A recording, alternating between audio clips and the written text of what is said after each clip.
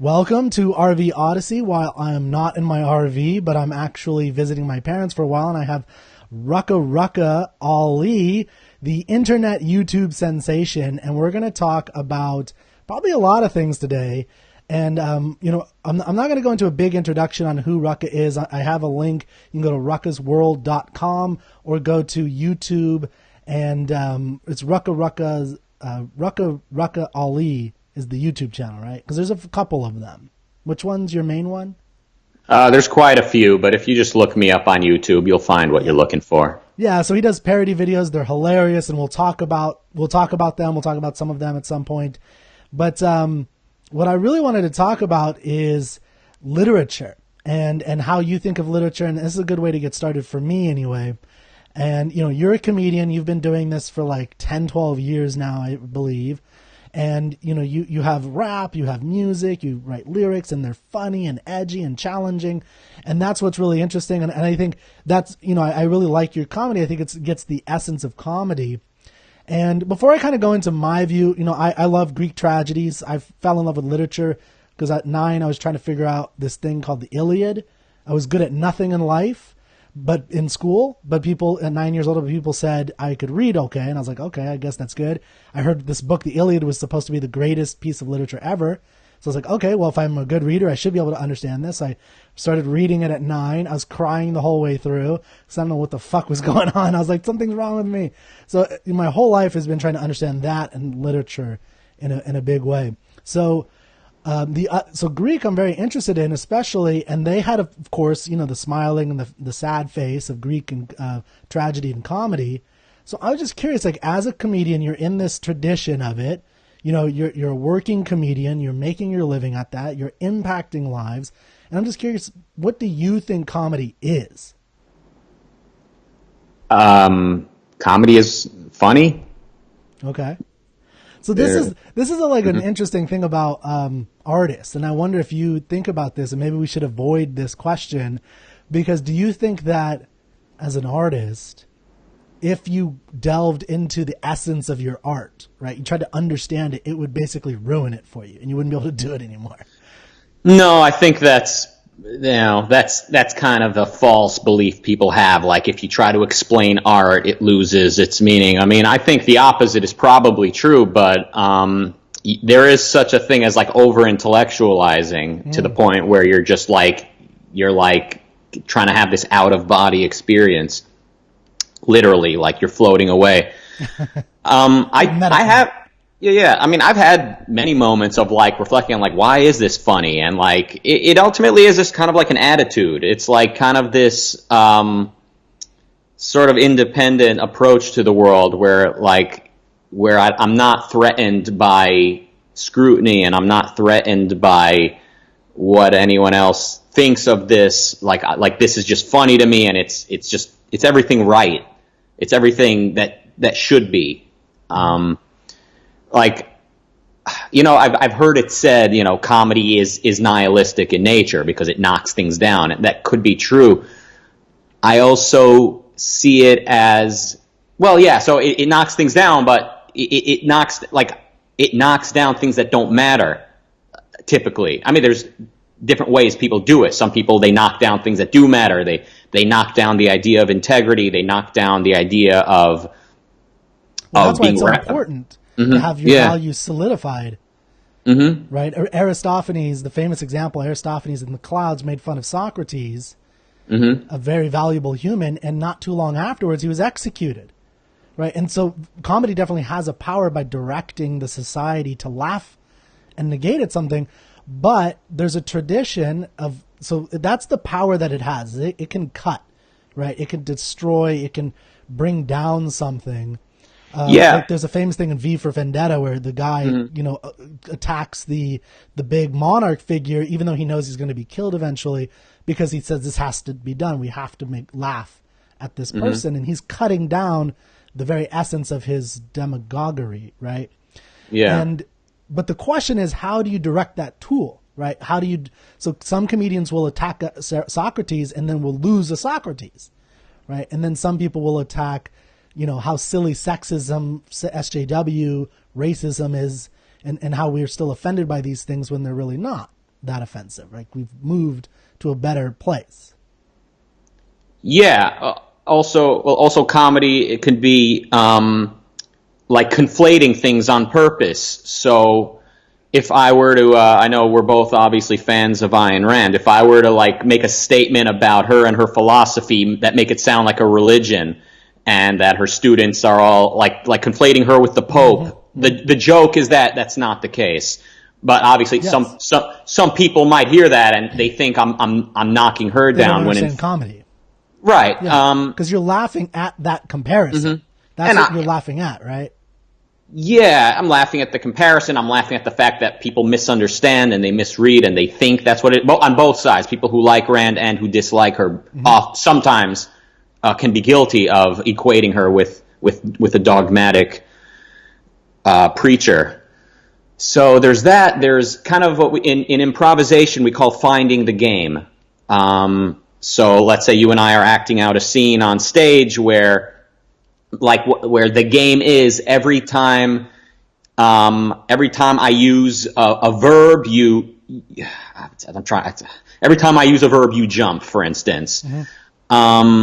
I mean, that's a weird game, but like you find the game and then you exaggerate it each time. Yeah. I'm having a, yeah. So, all right, let's say the game is, okay, here's a game. Okay, let's say the game is that animals are the same as people. So it starts with you saying like, "Hey, don't talk to my dog that way. My dog is he's perfectly rational. You better speak to him with respect." And I say, "Okay, I'm sorry," and I apologize to your dog. And then in the next scene, someone cuts to the next scene, and this time someone has a little hamster in their cage that they're walking down the street, and they're demanding that people speak to their hamster with respect. And Yeah. And by the final scene, it's literally like an amoeba, a unicellular organism that we need to speak to. If there's like, don't you disrespect this little piece of skin I just scraped off. It's alive and it has feelings.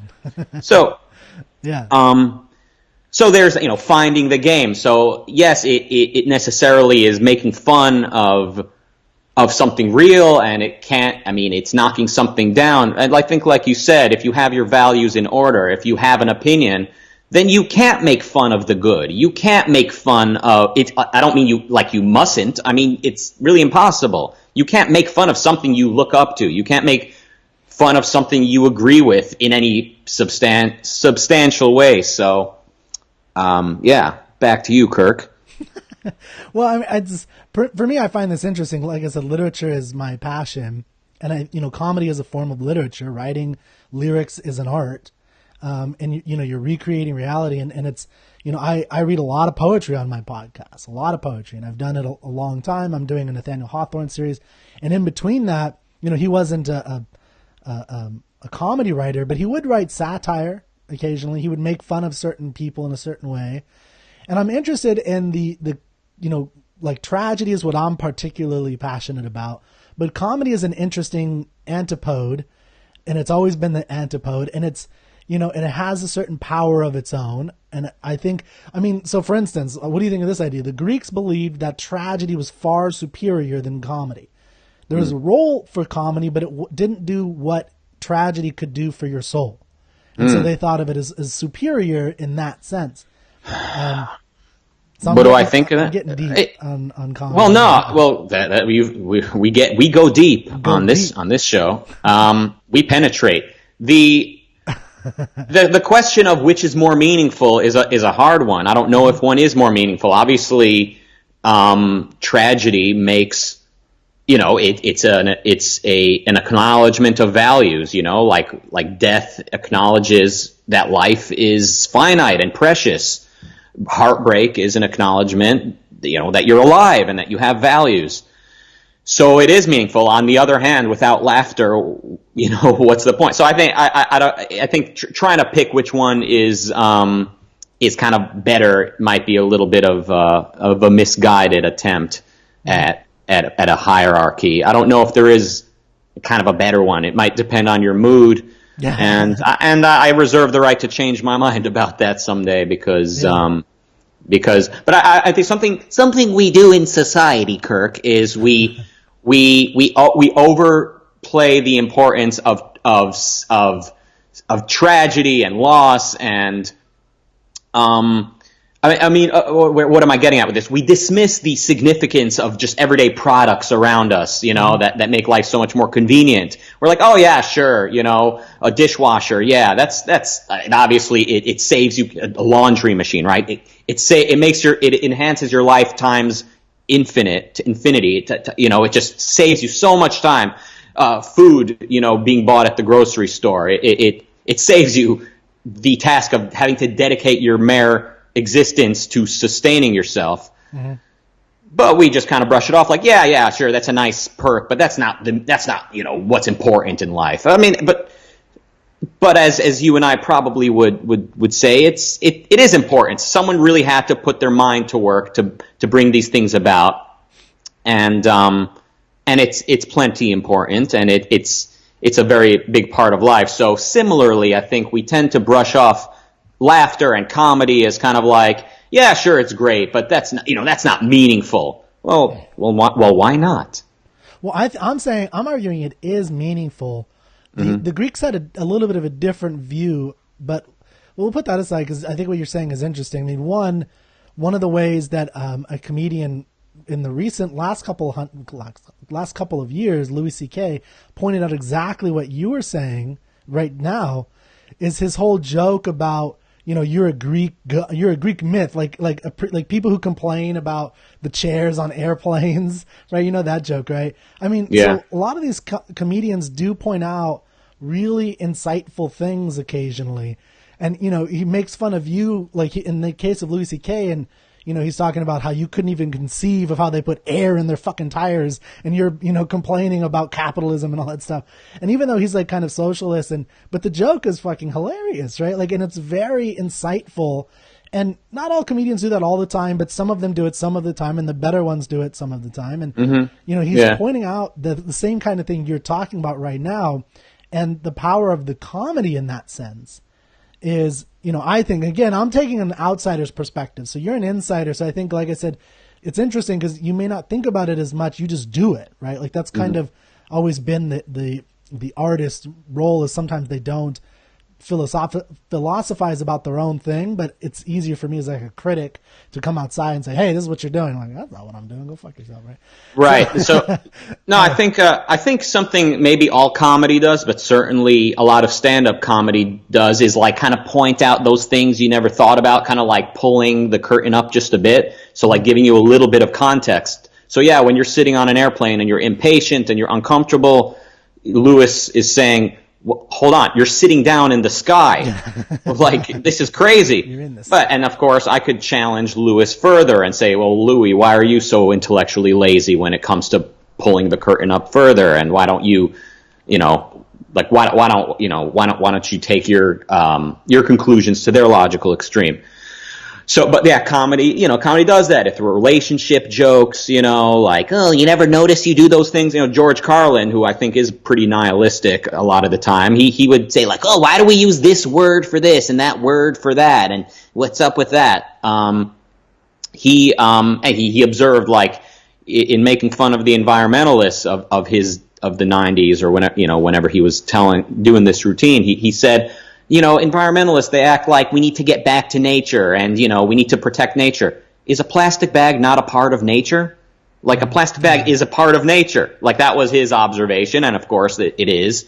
So he was giving a little bit of context. Of course, he's missing a lot of context as well, such as, you know, what is human nature? And then what does human nature require? So plastic enhances human life, and then also nobody wants to live in a wasteland, so where to put this plastic is a question to ask. And I mean, it just ultimately reduces down to existence exists, and that was never somewhere Carlin seemed to want to go. But yeah, giving a little bit of context is funny to people. It's like, whoa, I never thought of it that way. And oftentimes the layman might look at these comedians like, oh my God, everything he says is true. They like everything George Carlin says is true. Like, he's so brilliant. He just sees past everything. But the truth is, a person who says that just hasn't really put their mind to work very hard, or they haven't found the guidance to seek out truth. So when they see just a glimmer of context, they're just like blown away by that. I think I was at the post office the other day, and as I'm standing in line with all these different walks of life, to people of different age. The post office, the human. The post, human. Your typical post office. Yeah, it's post like we've got in Walmart. I mean, you're getting certain slices of life. True. So we've got people of different ages, different races, and immigration status, perhaps, but just different. All these different walks of life, but we're all like basically American. We all speak English, presumably. Like we're all more or less on the same page in terms of how to live. And it got me thinking about how, like, the reason I find racial stereotypes or cultural stereotypes so funny is that they like emphasize the blank slate. Like they emphasize the fact that a person can choose, or someone else can educate him a certain way from the time he's born, so that we're not radically different. The people with a Chinese mindset are not a different species than a person living in the United States or living in a different century, whatever it is. It's like, so kind of overstating the like kind of exaggerating stereotypes is funny, probably for the reason that it embellishes the fact that these certain actions are unnecessary. They're not innate, and I'm also exaggerating the determinism of it, like the fact that the person of this background must behave this way. Of course, they don't need to behave that way. It's funny to act like that's their genetic predisposition when you see like different, the same person can, in a different environment or with a different philosophy, behaves completely different and thinks completely different. Yeah, and so when you're looking at a stereotype, an Asian or a black stereotype, you're saying that you're kind of isolating this one attribute that society has often said about them, even though there's a lot we all know, especially in 2018. We all know in America that's not really accurate anymore, to the degree that it ever was, that we made fun of, but yet it's still in our minds to some degree, right? And so it sounds like you're saying you're isolating that one fact, you're kind of emphasizing it rather than avoiding it, right? Stuff that we may, and then you're kind of focusing on it and making fun of that one area. Like, I think fried chicken or something like that. I think racial stereotypes are funny, and I think the ultimate reason they're funny is because they don't need to be this way. Now, a lot of people do behave like their stereotype. A lot of people, they do behave that way. A lot of people don't. That's why it's funny. It's funny to see like an Americanized Asian person, and like to to see an Americanized, like a fully Americanized, like everyday American person who is of Asian descent, to equate them with this fresh off the boat, Chinese person who like immigrated in the year 1871. These are two very different people, but kind of conflating the two is kind of what's funny, is because of the blank slate, because neither one of these people was determined. But as far as your point that in 2018 in America we know better. Unfortunately, most people don't. So we've got the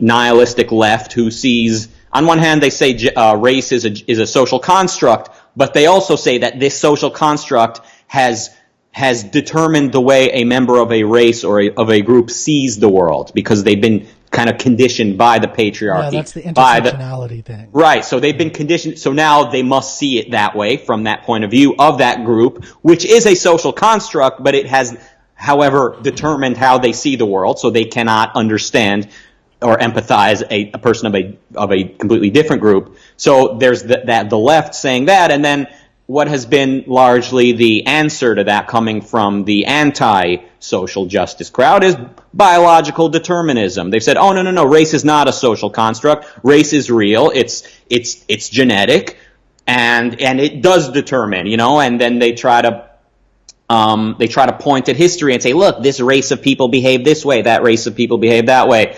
And it becomes like this argument about nature versus nurture, when the reality is both nature and nurture are minimally impactful compared to ideas, compared to philosophy. So the philosophy of a person, and therefore of a culture, makes all the difference in the world. And the genetics of any particular person only matters when it comes to medicine. It only matters when it comes to, donating organs to that person, or knowing how susceptible they are to certain diseases. The content of their ideas is, in my opinion, as far as I've concluded, a blank slate from the time they're born. Yeah. So you said a lot there. Yeah. Where to start? I think so. One thing I think is interesting is what you're saying about nature and nurture. I would make some fine-tune adjustments on that. So, I agree that you're born tabula rasa in terms of the actual ideas, but I do see evidence that we're definitely born with certain type of characteristics that are predominant in us, that are very basic. And Thomas Hobbes had a really interesting way of looking at the natural being abilities of our minds. He said, if I'm remembering this correctly, he said something like there are two basic attributes, like if you look at the person naturally, just not anything you can learn. They either have the ability to stay on track really well, right? So that person who can stay on a point very effectively versus the person who's all over the place. Right. And I do think there's something, I think some of that can be trained. This is focus. Focus is something you can actually train, but I think there's limitations. And there's some people that are just able to be super hyper focused. That's just a little bit more natural. Now, I think you get a kind of supernova when you get someone who they're trained, like their parents educated them properly. They get focused, as that, like you can train focus. And I think a good education helps you learn that skill. I think it's a skill to stay on a point, to say, let's focus on what is nurture. We're going to talk about nurturing for months until we really master, right? That's focus. And more than that, it's, if you think about focus from Ayn Rand's perspective, like she's talking about like how you integrate facts in a specific sequence, right? This is why you need logic and reason. You're kind of looking at, okay, so we're talking about nurturing. I'm going to have 1,000 examples. I'm going to, apply it in this area, I'm going to integrate it, and I'm going to focus on that for a long time. And I think that's part of what focus is. And then the other thing that Hobbes said is acuity, so quickness. So for instance, I think Ben Shapiro is very quick, and he has a high acuity in terms of how, and he is pretty focused too. Like he is able to stay on track. That's one of the reasons why he can be, such a good talk show host in the way that he does. Is he says his thing, he does it really quippy, really fast, and he moves on to the next thing. He does his thing. So my point is that I think from the nature standpoint, there are certain things. I think there are limitations. I mean, you could be born retarded, and so know that there are limitations, and so you could be born a genius. And Ayn Rand, said that there are people that are going to be born in between there. I'm not a genius. I don't know if you're a genius. Maybe you are. Yeah. Okay. He's nodding yes for the podcast.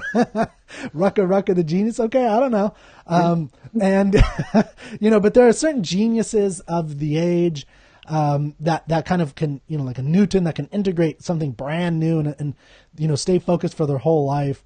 So there is an element of nature there. That's part of it, that allows you to reach those kinds of levels, right? I agree. I mean, the ability to focus, everyone has the ability to focus. It's certainly, just as a newborn requires food and shelter, a baby and a toddler and a young child, they require to be taught how to focus as best they can and how to learn to think critically.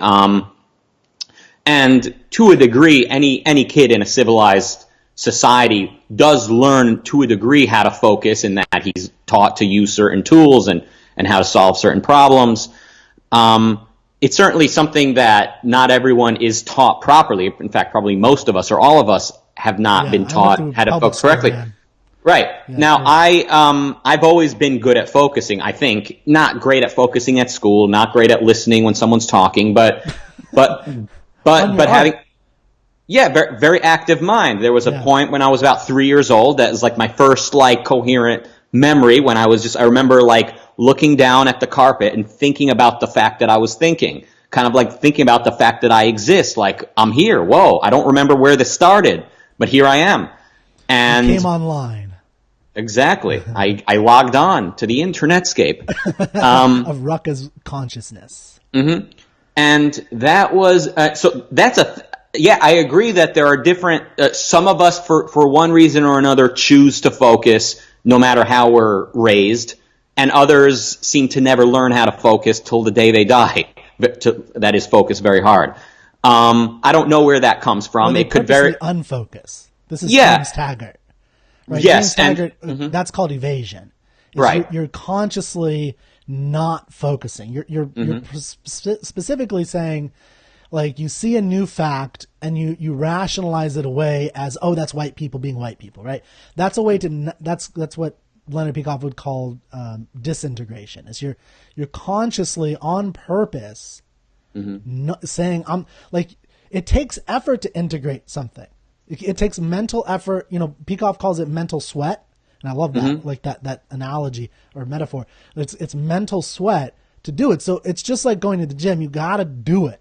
You got to do the work. Like if a white person comes up with a new idea or a new fact, and he has a new discovery about global warming, and you say, well, he's a white guy, right? And that's how a lot of people on the left might say it, or he's paid by the oil companies, and that's a actual. So anything he says is not even real. Facts aren't going to be real. That is like a training their own minds to evade. That's evasion in practice.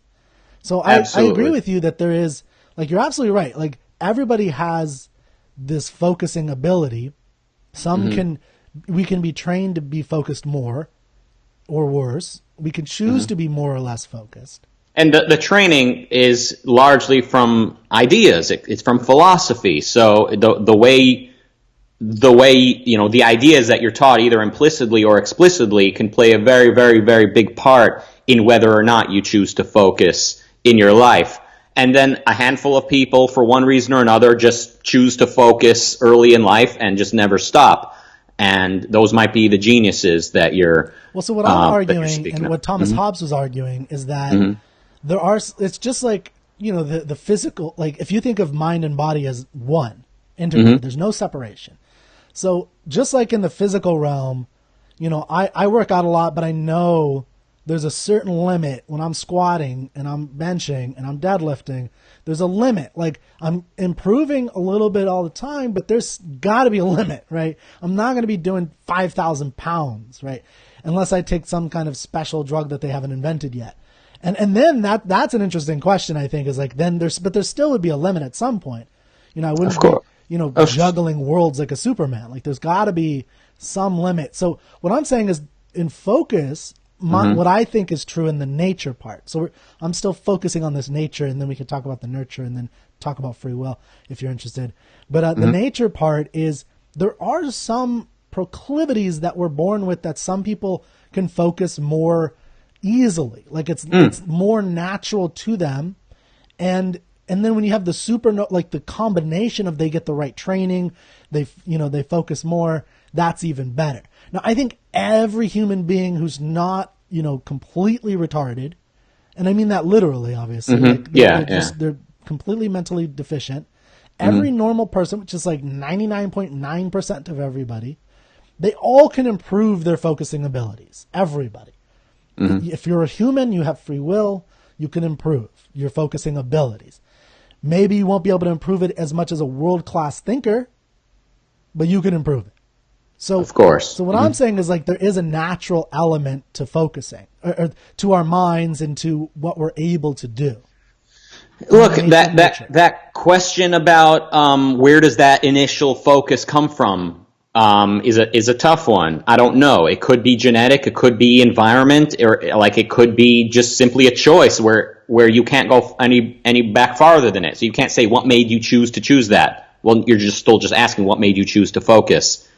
I it's like I don't know where that initial choice to focus comes from, but some people do it, some people don't. It's possible that if a child is abused, he just never wants to focus fully after that. Reality's too horrible.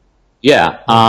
So that might have been me if I had been abused before that first memory. For instance, if I had been abused earlier than that, it's quite possible I just never would have quite tuned in when I did. So it's a good question. Like, initially, is there a genetic component to who is better at focusing or not? You very well could be correct. I think you probably are that. Some people are just much better at thinking in an abstract, big way and integrating more. I mean, these are maybe the rocket scientists of the world and the calculus professors of the world, whereas some people, the extent of their natural ability kind of peaks at manual labor. But the question of what this person chooses to focus on and what they do with their genetic gifts, with their genetic given, like what they have, what they were given by nature, and your Promethean gift. Mm-hmm. And also what they were taught to do with their training. Suppose they were taught to focus, but they were not. They were taught to focus on religious studies, as many people are. That's why some of the most integrated people in history have been religious scholars. Well, this is another thing I wanted to bring up with you eventually, is the idea of intelligence. Because I've heard you on other shows talk about smart people, or you're not smart if you have these ideas, which I don't actually agree with you on that. I don't know if I said that exactly, okay, so don't quote me. Don't quote me saying that exactly. Okay, I like to say I like to say these are not smart people when I'm insinuating that a person or people are not. They're only willing to challenge themselves so far. So, like, they're very integrated. I mean, Ben Shapiro is a great example of this. Super active thinker, right? Constantly making arguments, constantly building upon what he knows, but it's all within a certain context, within a framework that he's decided to stay within. And when he's talking to the other IDW geniuses, they've all agreed not to deviate. They've all agreed not to deviate beyond the certain mainstream acceptable frameworks of what is academically allowed. My point about the ideas is, sorry, that was an alarm reminding me to speak to you because we were speaking an hour earlier than we had planned. Yeah. It's all good. My point is that the ideas are kind of what makes such a big difference. So, like, you can have a person taught to focus very well living 150 years ago in India, and you can have a person taught to focus very well living in 1950s United States, and these are very different people. Their philosophies are very different, I guess, is maybe the point I'm making. There's that ideas, or, I mean, for instance, a Nazi intellectual living in Germany. That's a good obviously example, yeah. Very active intellectual. I mean, these were not dumb by any stretch. Like, they're obviously only willing to stay within a certain philosophical scope. I'm with you. But they're active. Yeah, so the ideas are what make all the difference. So in hypothetically, Goebbels could have been an objectivist living in the United States if he had made some very different choices and been exposed to very different ideas and chose to be honest in his endeavors, which obviously is a very difficult game to play, like the what if game. But ideas are what make the difference, I think. Well, I mean, we're not going to disagree that ideas make a difference, but what I think I'm trying to get at, or what I am trying to get at here is it's harder than we imagine. We all know that it's hard, and we say that it's difficult, but it's difficult because, one, it's not the difference between just dumb people and smart people, right? So it's not, and you said that yourself just now, I think, to a large degree, these are not stupid people. So the question is, why are these smart people choosing these wrong-headed conclusions? Why are they not answering certain deep philosophical questions? Why are they stopping within a particular system, right? And so I think what I think is going on a lot, and one is the way I think about intelligence, smartness, like what intelligence really is at its core, its essence. Intelligence is simply the ability to, hold and process. I think of it like a processor, process multiple things, abstractions, concretes, in your mind. It's basically your mind's processing power. And some people have a higher intelligence. And that's one of the things that I think is probably one of the more fixed attributes of humanity. We can, I think, focus we have more control over. Intelligence is like height in a certain sense. Like you have what you got for the most part. You might be able to upgrade a little bit, but not much. You put like one little card in your processor when you like read Ayn Rand or something, and that's about it. But and obviously there's others that can do that. But I think you can actually do that if you like learn a whole new subject. Like if I don't know much about science, but I bet I'd get smarter in general. Like my intelligence would actually go up a little bit if I started really learning science or learn a new language. I think but anyway, that's a different discussion. But that's what intelligence I think is that processing power. So the question is, why are the processing power of these people is they're integrating things, and they're good often at analogies, they're good at metaphors, similes, they're making connections, they're often doing broad abstractions. They're a lot of times creating whole new castles in the sky, and they're just creating this whole new theories, and they're moving into new theories. I mean, we have Kant, Hegel, Marx, and we have like this whole tradition. These are not stupid people. I mean, if you read Marx, and I've read a lot of Marx, and I minored in philosophy, so of course I read a lot of Karl Marx, and he's not stupid. I mean, he's a smart, intelligent individual. So the question is, like, why are these smart people going wrong? Why are they going off in the wrong direction? And that's by the way how I look at it, is an intelligence kind of like, and I learned this from Alex Epstein actually, but it's kind of like a train, right? And these smart people are integrating, they're going in a direction, they're just in the wrong fucking direction. And so they keep going farther and farther. And then the question is like, well shit, you got to go all the way back that way, and they're already down that way, and they're not, it's really challenging. So. Well, the ideas are powerful. I mean, you cannot overstate it, right? That means it cannot be overstated. It's so big. The importance of ideas is huge. Psychologically, it's terrifying to question something that you've held as implicit or explicit your whole life. And most of people's beliefs are implicit. So, the morality of altruism is a big one. The average person, you bring up selfishness is a virtue, and then now let's question everything else that we believe without upholding altruism as the moral ideal, as the moral code. And very few people are willing to go there because it's just so far outside of their comfort zone. I mean, you mentioned Marx and Hegel. I mean, a lot of just religious people are very academic. They're very active thinkers. They're like they're abstract. They're, I mean, often rationalistic in terms of what their ideas are detached from reality. But they can also be talented engineers because their minds are so capable and active. But it's within a context. They're unintegrated in a sense. They're misintegrated, I guess you would call them. So, I mean, actually questioning beliefs.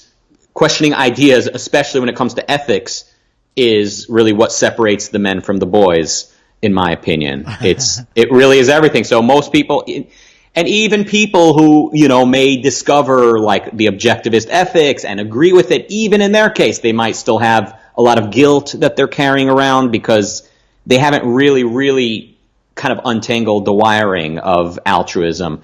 They might feel guilt, or they might be evading, right? They might still be not really putting honesty in the driver's seat because that requires some, again, leaving the comfort zone in the realm of ideas and really questioning one's implicitly held beliefs. And I'm trying to challenge is like, I agree with a lot of what you're saying, and I'm not disagreeing with that. What I'm trying to get at is there's a more activeness involved.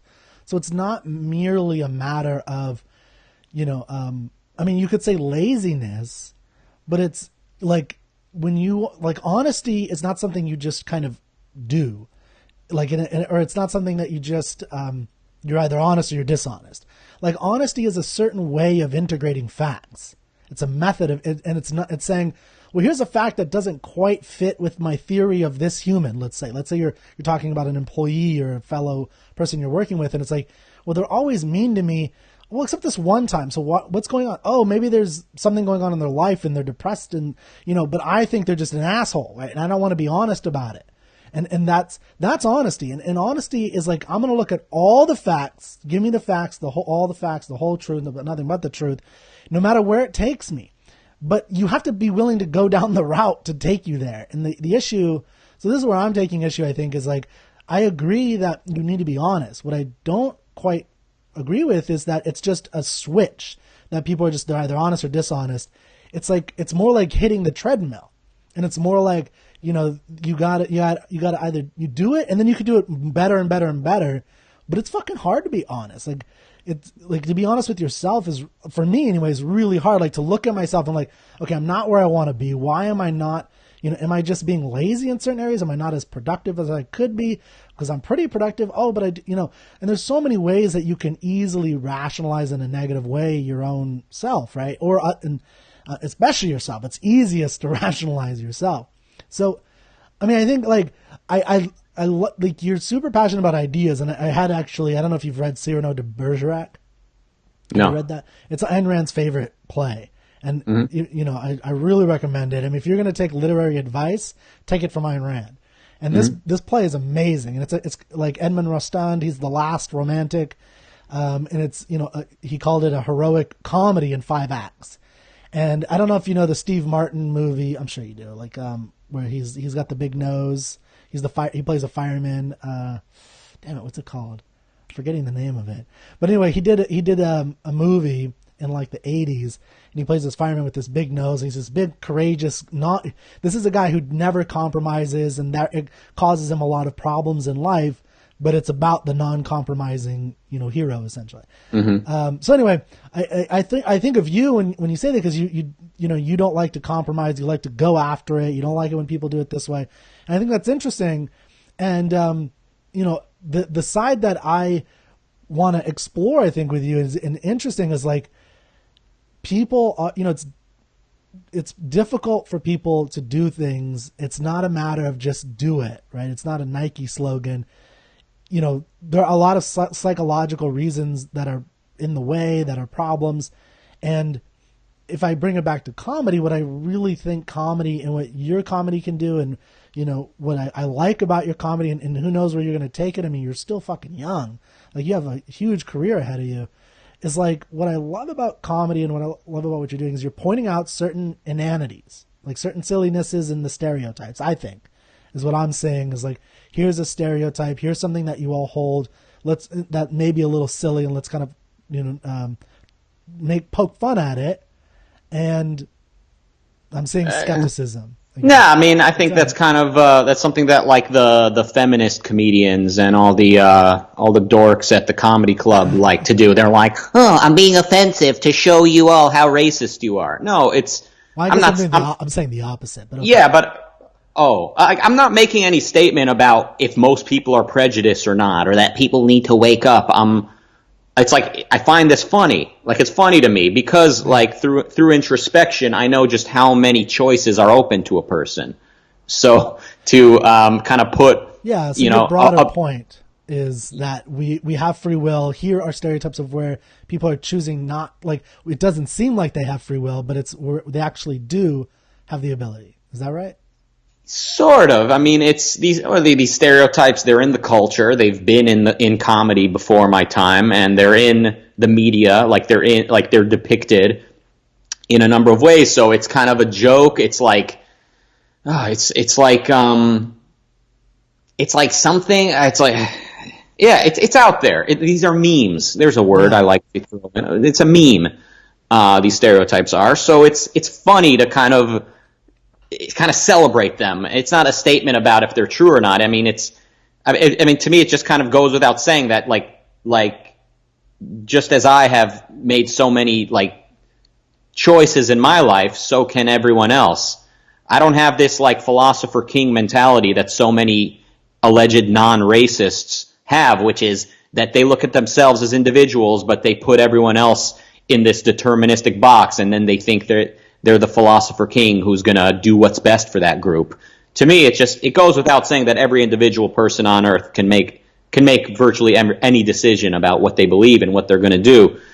Most people default on that ability, and I think to a degree most of us or all of us are victims of the philosophy of our culture that we're in and the way we were raised and kind of the tools we were given and the guidelines we were given. But nonetheless, there is the choice to focus. I think you were saying something a bit ago. I don't remember exactly what it was, but it had to do with like, well, we don't know everything about kind of what a person is capable of, or we don't know everything about. There's natural limits. There are natural limits, and I think what came to mind is that's almost. I mean, that's kind of like saying you can't really be certain of anything because we're not omniscient.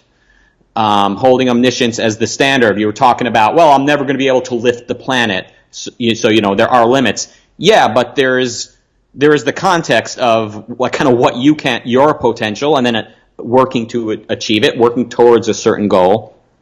And every person can and ought to be working towards his maximum potential. And I would say a step further and say anyone who's not working towards his maximum potential is really just running on the fumes of people that did and do reach for their potential. Yeah, I would agree with that. I mean, we were having a discussion about nature versus nurture in the context of I was trying to understand your view of your own comedy and the stereotype idea and how it plays out in your comedy, in your parody, and that you find funny these stereotypes, and because there's the ability to have multiple choices, here's one that happens to be humorous. There's some truth in it because some people default on it, and they are like that. They are like this, stuck-up white boy. Let's put that like with his stick up his ass. There are some, those type of white boys, right? And there are some, Asians that are really bad drivers, right? And there's some there are stereotypes that are like that. And then there's I think Bill Burr has a joke about this. There's no middle ground between Asians. It's a funny joke. It's they're either really bad drivers or they're fucking Tokyo drifting around and dancing, break dancing in the club. I think that's, and that's something similar to what I think you're talking about. Is there's two different stereotypes there, and that's showing that there's actually an option. You don't have to be that, Asian stereotype, and that's where the humor is. Is let's make fun of this one. If you're that one, then reflect on it. And that's what I was trying to get at with starting this whole thing off with comedy and tragedy is part of. I was making a point about the difficulty of being honest, of actively integrating as a very, very, I cannot stress, I think it's the hardest thing in the world to do. And I respect people who do it to whatever degree they do it. The more you do it, I have more respect for you. Just like if you go to the gym every day, I have more respect for you than if you don't. If you work hard every day and you're productive, I have more respect than if you don't. Right? Even if I don't necessarily agree with everything you're producing, but what I think comedy personally I think does as an outsider is I think it allows people to reflect on those things that are foolish or silly or inane, and it allows them to think about it as well, maybe that is kind of silly. Why am I stuck up asshole all the time? I didn't see myself from that external perspective, right? I don't need to be that way. That's one thing. I think of the main theme of comedy as the castigation of fools. And so the main role of living a human life that I think Socrates said, and I really like, he said one of the main things of education is the curb of folly and the end of vice, something like that. And you're trying to constantly, this is not a one-time thing. This is a daily thing. Benjamin Franklin had his daily journal for his whole life. You cannot stop. It's not, and I think that you have to be careful about having this, projecting an idea that you can stop. Once you get it, you get it. It's no. It's just like health. You have to do it forever, right? And what comedy I love about it, and we could talk about tragedy too, because I think I personally love tragedy more for personal reasons. But what I love about comedy is that it allows you to laugh at something, and then you're like, oh shit, I'm laughing at myself. Oh man, I have this picture of what's that movie? The Idiocracy. I think it was Idiocracy or something. And I don't know how to say this. This is going to sound really mean about my parents, but like they, I think there's a scene where like everyone's eating TV dinners and laughing at this really stupid thing. And I was like, my parents are like eating TV dinners, like watching in front. And I was like, yikes. Like, it's that kind of self-reflection that points out something. And not to say they're bad people. I mean, my dad worked his whole life, whatever but it's focusing on this little thing and making fun of it. Right. And then you can kind of guide your life. I mean, I see life as like, you have to constantly guide it. The winds are changing. People are punching you in the face. Like, you got a hole in the boat. Shit's happening. You got to like paddle all of a sudden because there's no wind. Like, you got to do that every morning, every day for the rest of your life, which is why you need the two pillars, the antipodes, comedy and tragedy, to help you guide that. That's a concrete, Ayn Rand is a huge proponent of art. I don't know if you've read her Romantic Manifesto. Yeah. So which pole is like the fountainhead, a comedy or a tragedy, or neither? Well, she would call that drama. She said she was in the realm of drama. I mean, she is in a new kind of. I mean, she I think would put it as probably more comedy, but if you look at it in a traditional sense. But I think it's more maybe a tragicomedy. Like, there's a mixture where there's something new that has come up in the last couple hundred years, where it's, because again, if you want to talk about what I think tragedy is and what comedy is, I think the comedy is, like I said, the castigation of fools is a big part of what it is you're pointing out something foolish, and hopefully you're going to reflect if that's somewhat like you. Tragedy has traditionally been, and it's, I think, evolved, but it's still essentially this, is something like the sad death of kings in a certain way. So in modern times, we get a totally different type of literature. This is something that Rand railed against, where there's not really heroes anymore. It's more like the everyman, the death of a salesman type thing, where it's just a normal guy living his life and shit happens to him and it's really bad and he commits suicide, right? And it's like, okay, well, there's some great craft to it a lot of times, but it's not the grand tragedies where you have an Oedipus who's like this king godlike creature, person, and he's falling. And the question is what Aristotle called, he basically said missing the mark. I don't remember the term, like hamartia or something like that. He said the whole point is like he's missing the mark, and the question for the audience is, why did he miss the mark? Where did he make a mistake, and what can we learn from that in a certain sense? And that is, I think, what traditional tragedy and comedy is. But that's like at the birth of it. It's obviously evolved, been more concretized. Ayn Rand has had her hand in it with what she has solidified in what art is, especially as a literature form. But anyway, so I think it's those inputs. But go ahead, sorry. Well, so she I think said in an interview, and I think was probably said in the Romantic Manifesto, like that art is not propaganda. Art is meant to evoke an emotion, and so that's, I mean, for a similar reason, I think I keep resisting these statements that like, oh, stereotype humor makes you think and realize that stereotypes are wrong or that racism is bad. It very well may do that. It's something that may happen. It also may have an opposite effect depending on what a person is inclined to believe, like where they choose to go with it, or earlier influences, and et cetera, et cetera. In today's intellectual landscape, racism and determinism is the norm. I mean, you get laughed at for talking about free will. You get laughed out of the university unless you're coming from a religious standpoint. That has sort of a traditional precedent, like to say, yeah, there's free will and it comes from God. It's a supernatural idea. That's fairly common. That's, not, but to say there's a secular case for free will is people make fun of that. So, for that reason, joking about racial stereotypes, people could think I'm making fun of somebody's immutable characteristics when I'm not. I mean, clearly, at least not from my point of view, I'm making fun of, memes. Again, I make like a certain image that's kind of out there in the culture. I'm sort of making fun of the whole situation. Just look at like my Trump material. I'm kind of making fun of him, but also making fun of like the culture around him, like the people who hate him, the people who love him. It's all just kind of one big, stylization of of reality in a way. Yeah.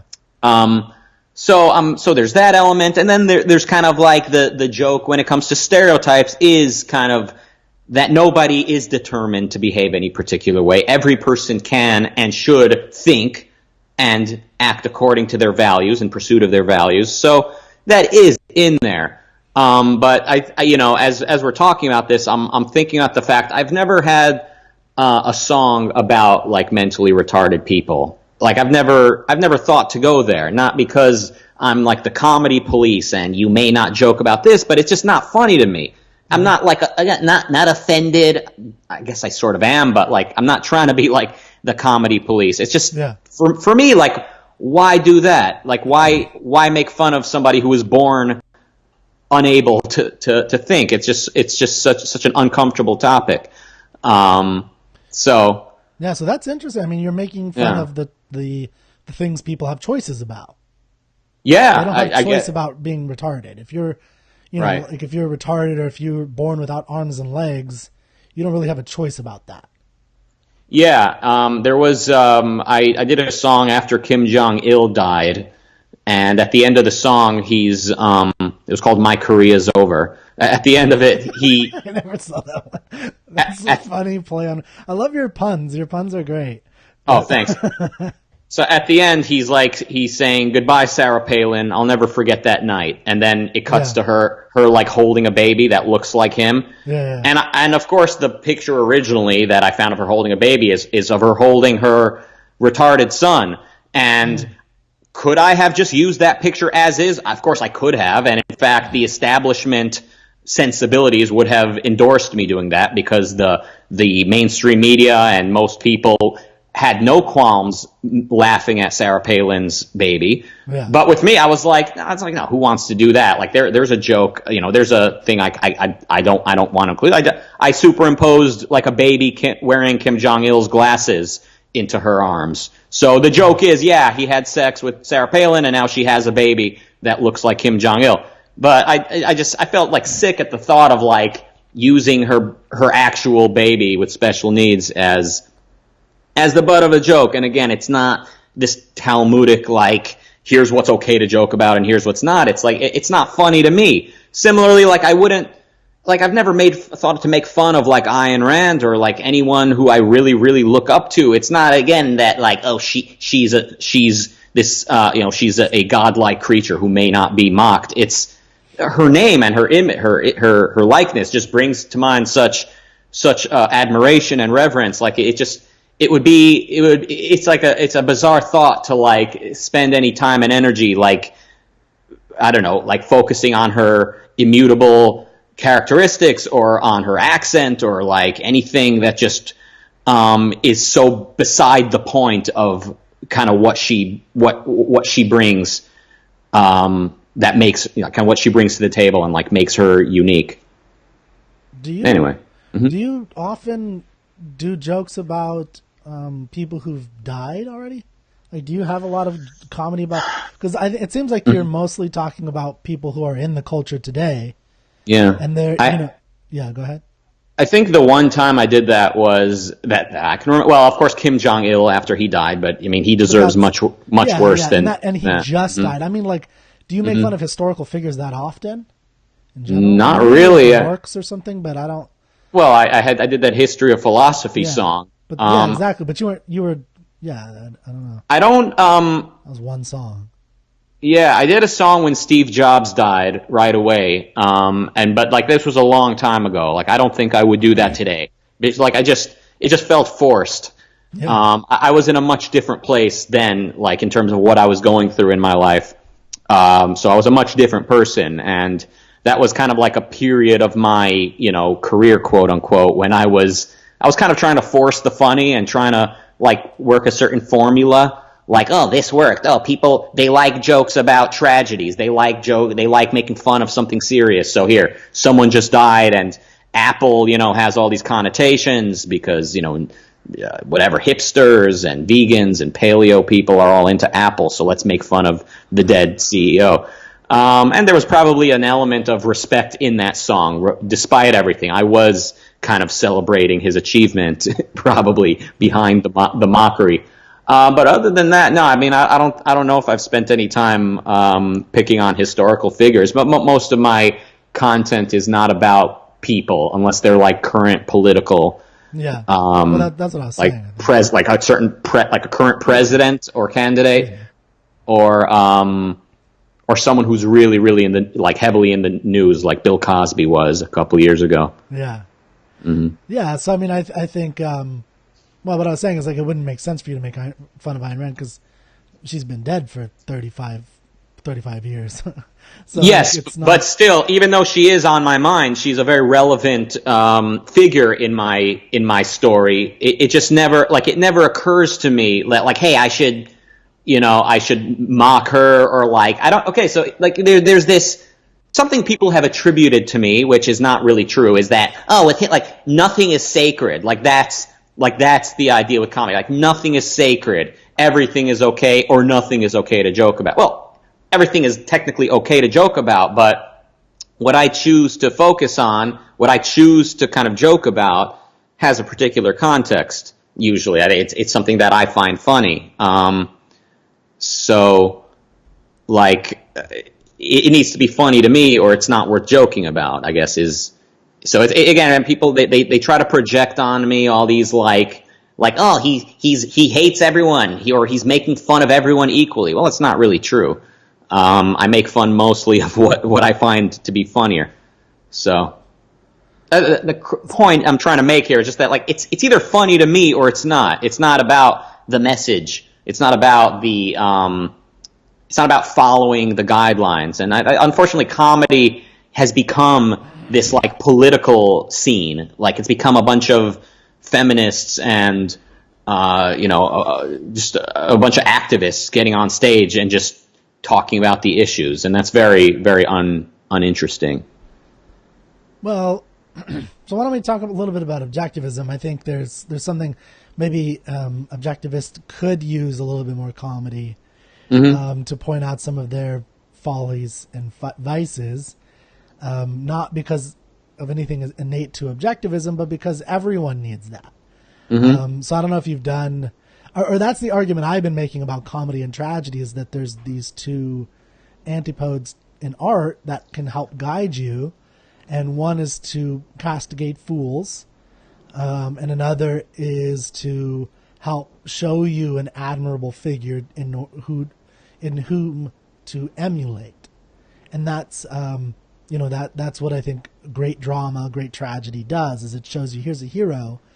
And, I think that's really one of the more important things about drama, and whether they die or live at the end is, important, but it's not necessarily what art is. I mean, one thing I will say about what you were saying about the propaganda angle of art is I agree that it's not primarily about propaganda. I think it's primarily about concretizing abstractions and the way that you stylize reality. And that's what an artist does.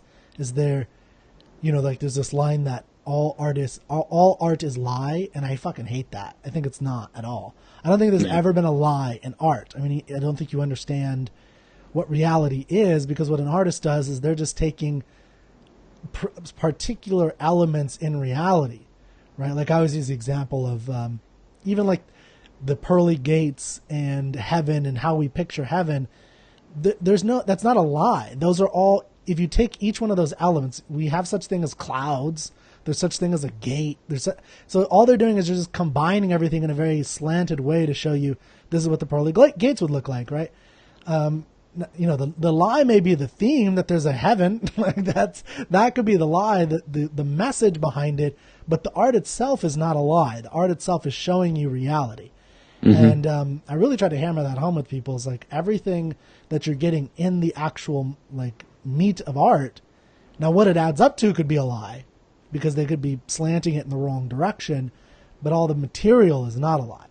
So, but anyway, the propaganda thing that you were talking about, I think is interesting, because I agree it's not the primary purpose of art. The primary purpose is to concretize, but it's definitely one of the critical, or one element that often happens in art, is that we get a form of, we get a political message. We get, for instance, that's not an irrelevant theme, I don't think, to have like your novel Starship Troopers have like a libertarian theme or something like that, or I don't know, some science fiction utopian dystopian novel, like Anthem can have like even though it's primarily about Anthem by Ayn Rand, for those who don't know, is primarily about the individual finding ego is what the theme is about, and it's an anthem to the ego. But a dominant part of that story, I mean, like the whole thing is about the society that has destroyed it, and by just destroyed ego, and it's set in the future, but you think it's the past because technology is eliminated. But anyway, so there's a lot of Ayn Rand's themes, I think, had huge political implications. And, that wasn't the primary purpose of them, but that was definitely, I don't see how you could escape that even in the Fountainhead. But, in Anthem, like the idea is like, well, if you keep, because her whole thing was social, like the collective versus the individual, and she wanted to put up the individual, right? So I think she often would pit these two things against each other, and you could see the logical conclusion. Well, her philosophy was implied in all of her art, presumably, and so in the Fountainhead, it was about ethics. It was about, here's how a hero behaves. So a big element of that is, how does he deal with social pressure? Yeah. And or material goods being dangled in front of him, saying, here, create a building that shouldn't be erected for this much money. How does he respond to that? Mm-hmm. Also, how does he behave, in Congress with the woman that he loves? I mean, or how does he treat his friends? I mean, I think ethics is the theme of the Fountainhead, and then all of philosophy is inherent in Atlas Shrugged. You have all branches of philosophy in Atlas Shrugged. So there are political implications, but I don't think that's ever maybe never the focus. Or I mean, I think Rand's one of her main things is that like politics is kind of the final stage of the game. Well, yes. I mean, the question is, so it's one of the branches she would, I think, talk about it is like I guess a final conclusion. But one of the questions in the Fountainhead is like individualism. The way she put it is individualism not in politics, but in man's soul. Individualism versus collectivism. And I've heard you make this argument like on Dave Rubin and things like that, and I think it's an important one for people to understand is what she means by ethics, for one, is a little bit different than what most people think about, which is why it's so hard to convince people. But the issue of politics, like what Dave Rubin and the IDW are always focused on with the political implications, is you're really just tweaking around the edges if you don't understand that the essence of it is this fight between individualism and collectivism individually, like within your soul. And the Fountainhead is about that. Like the Fountainhead is Howard Roark and Peter Keating. Howard Roark is the individualist, Peter Keating is the collectivist altruist who doesn't, but he's the traditional selfish person, I should say. So she actually, why Fountainhead is my favorite novel of hers, actually, on a personal level. I think for a lot of people I know who are artists, it is for obvious reasons because he's an artist, the main character. But Peter Keating is supposed to be a colloquial, selfish person. Everything he does is supposed to be for him. But what Ayn Rand shows you throughout the novel is how that's not true. He's actually never done anything for himself. He's never had a soul. That's the whole problem with him. Yeah. I think the tragedy, right? Yeah, a working title of the Fountainhead was Secondhand Lives. Yeah. And that shows, so that Keating, he's second-handed. His values come from prestige that comes from other people's appraisal of him. And going all the way back to his early life decisions. He liked art. His mother wanted him to be more practical and be an architect, and he went with his mother's opinion. Yeah. So that doesn't mean he should have hated his mother and called her names and kicked her out of his life. It just means he should have put his own passion and his own judgment above what she wanted. Yeah, for him. He tried to do that tragically at like 40 years old, if you remember that one scene. Makes me cry every time. That scene's terrible. I remember where like they're sitting around and he's getting old and fat. And one day she says, "Hey, do you think maybe you should marry, Catherine Halsey?" And he goes, "Shut up." I remember that scene. Oh, wow. That's very sad. That's the one that kind of freaked me out. Yeah. Like, holy shit! Like that. I mean, that could be anyone. That could be anyone who just Screwed up their life. who screwed up their lives and always put their mother's opinion first, their parents' opinion first, or someone's opinion first. I was thinking about when he came to Howard Rourke. Painting. And said, "Is this good?" And Howard looks at him and says, "No, it's too late." It's too late. Like, and I always think about that because it's interesting about, I almost took a path of like doing stuff to make more money, but I chose to pursue writing and creating things as much as possible because I do think it's a muscle that you have to work out. You can't just pick it up after 40 years out of nowhere, right? You got to do something with it to really train your mind. But I mean, the point I was trying to make, I think, is that the individual versus the collective and the soul, you really, really have to integrate the idea of the individualist as this radically new idea from Ayn Rand before you can understand the implications of why that person would want to live in a political system of capitalism, right? Which is why when people accept capitalism without the soul of it, essentially, like they're accepting the body without the soul, right? They're saying, I want capitalism. And this is something that, one of my former bosses and some people at ARI have pointed out is like, Yaron points this out, is like, you're basically making practical arguments, but people don't actually vote their, that's one way Yaron puts it, right? Is people don't vote their pockets most of the time, which is true. I mean, that's the reason why the Nazis were voted in. I mean, they're not just about the pockets books.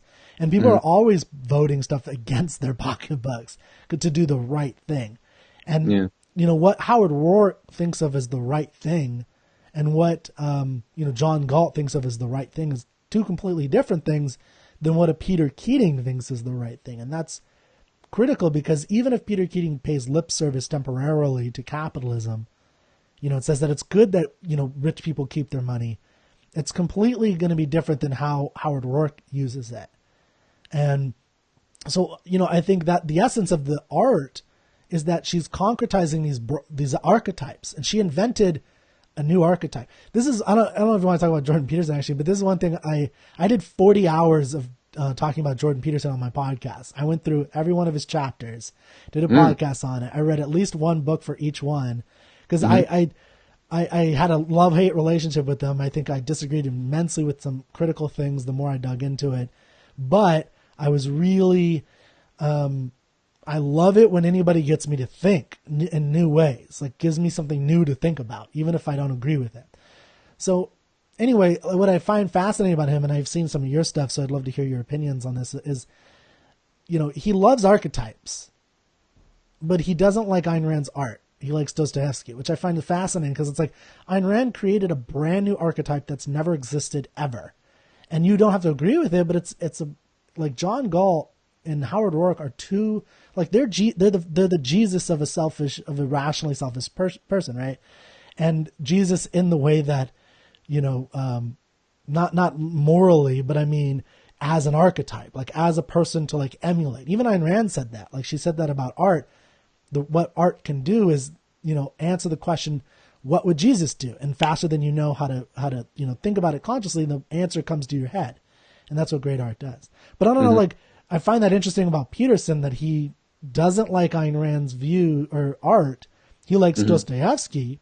I don't know if you've read any Dostoevsky, but I just know it's tragic. I know I know it's got value-driven characters, just like Rand. Very motivated, efficacious characters, but it's tragic, and of course the good characters are motivated by altruism, as are most in history. So he wanted the Christian ideal was his focus. He wanted to create the Christian ideal.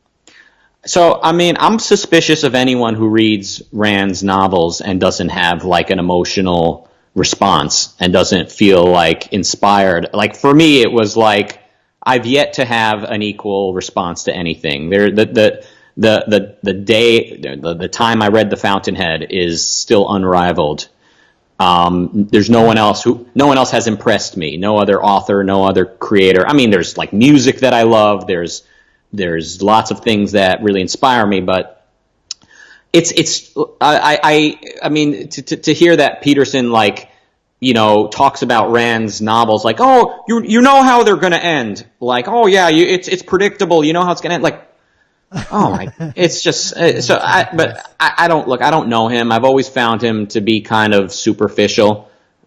He's intellectually curious within the safe zone, within the purview of what the academia have trained him to stay within. And that speaks to something deep within me, because my whole journey and the way I see it has been about completely wiping the slate clean, completely starting from scratch. And that's a big part of what I love about objectivism. It's that it's like, no, we're not taking anything for granted. We're really going to start from scratch in terms of knowledge and then values and all of that. So yeah, I mean, it is, the fact that Peterson likes archetypes but doesn't like Rand's characters, I think, to me suggests he likes mundane archetypes. He likes the father, the mother, and the son. He likes the so-called Western archetypes, the family, the every person. I think that's a very, that's like naturalistic art tends to depict things like that. I know he's into 19th century romantic art, as Rand classifies it, like Dostoevsky. But what what's Peterson out there telling people? What's he promoting? Is he telling people you can be the next CEO of a Fortune 500 company? No, he's saying get over yourself and then get to work and clean your room and work to improve your life to a degree, but don't get too full of yourself and realize you have responsibilities. It can't possibly be, take into account the value that other people have for you. So when you treat your wife well, or you keep your community clean, or you treat your friends nice, and you invest in friendship, it can't be that benefits you. No, that would be too rational. So, you need to balance your happiness with your responsibilities, or your rights with your responsibilities, as though the two are antithetical, and it's about finding balance. So, I'm always meaning to delve deeper into his stuff, but I've just never found a good time. There's just so much that I want to get caught up on. I just listened to all of Peikoff's Ford Hall Forum lectures on YouTube. Once I'm done with his lectures that are on YouTube, I'm going to go back to his earliest podcast days and just kind of get caught up on that. Like, to me, Peikoff is just the gold standard. He's just he's integrated. He's passionate when he speaks. I would have loved to see Peikoff and Jordan interact with each other, because because Peikoff is my guy. Have you listened to Understanding Objectivism? Yeah. Have you taken that course? I read the book. I read the transcript, and it's one of my favorite. I mean, I hate to pick favorites. There's so much to choose from, but it is very impactful on me. I think Understanding Objectivism. To me, if I had to sum it up, I would say it warns you of what intellectual mistakes you might make, and it reminds you to integrate mind and body. So in exploring the rationalists versus the empiricists, Peikoff shows you mistakes that one person could make. I've often pointed out that in my own history, I see my intellectual journey as sort of a microcosm of Western civilization, really, starting with, I guess you might say, like the early childhood sort of pagan, enjoyment of life, and then followed by religious indoctrination, followed by sort of a violent turn away from religion. I mean, I don't know if the turn from religion in the West was violent, but that was my case, I suppose. Turning away from religion and then falling soon into skepticism, because it's, rejecting religion is not in of itself a goal. I mean, an end. You need to have positive values in its place. So I fell into skepticism, which soon turned into nihilism, and then finally discovering objectivism, which hopefully will be the next step of Western civilization, if there's time. If there's so then I guess do you mean if there's time in terms of if we destroy ourselves? Right, unless we devolve into something dark, which I'm not in the business of predicting. It's hard to imagine. Well, even if we did, I think we could come out of it one day.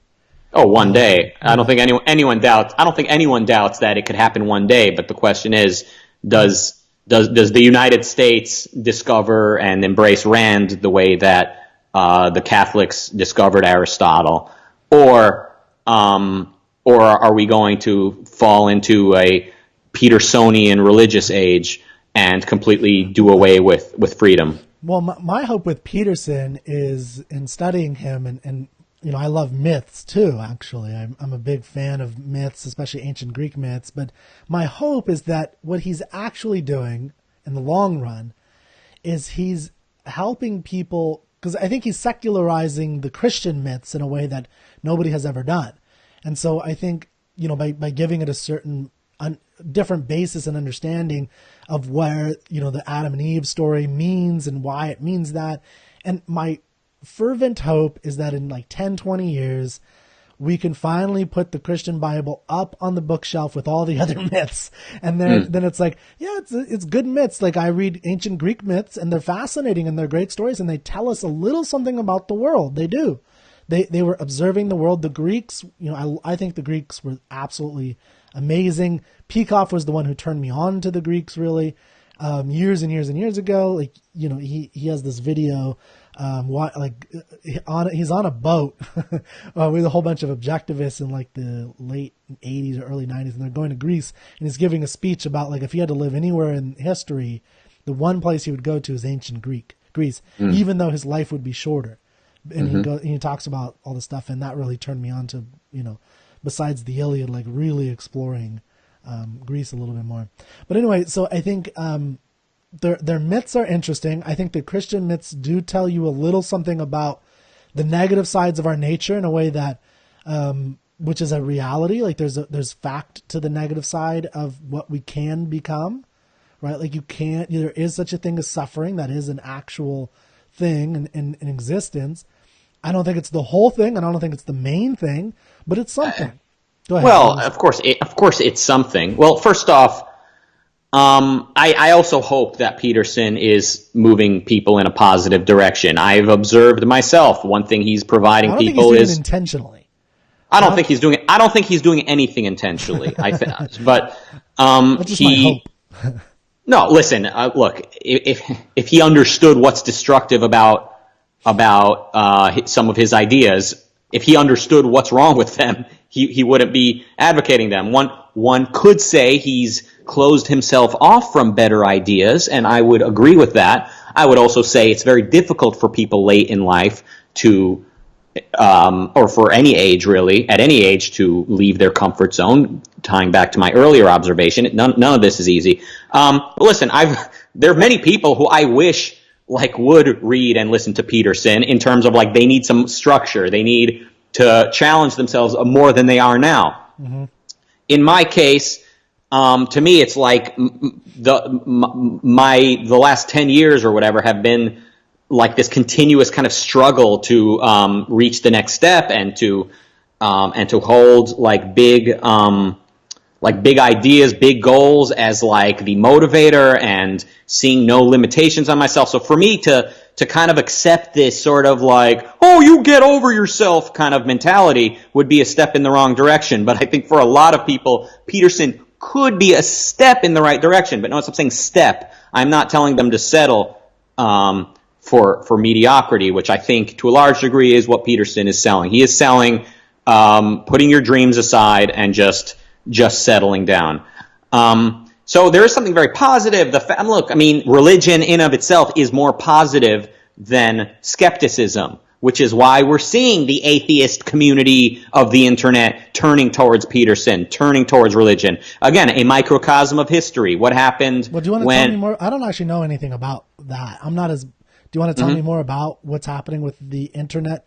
I don't know as much about internet culture as you do. I think it's really it's the culture of, I mean, it's the history of philosophy playing out in front of your eyes, which you see over and over again. It's the rejection of religion, which, in the early days of YouTube, as soon as people were able to express ideas in video form, you saw people debating religion and kind of this big atheist movement. And the Four Horsemen, I think, were the the figureheads of that, Sam Harris, Hitchens, and Dawkins, and I forget the fourth guy. And a lot of people were big into atheism, and they thought this was something new. They thought oh, finally, humanity can evolve past religion. We're dragging our feet on this. But I thought it was boring at the time. At that point in the mid 2000s or late 2000s, I was well past that. I was learning about Rand. I wanted to learn more about what's true, not just what's wrong with religion, and what these malinformed people on YouTube and the Four Horsemen and all these people failed to see, or maybe did see to a degree, but didn't see the importance of, is that religion made a comeback in the West, in America, in the industrialized world. Religion made a comeback because reason was rejected, because the Enlightenment was rejected, and that's what happens.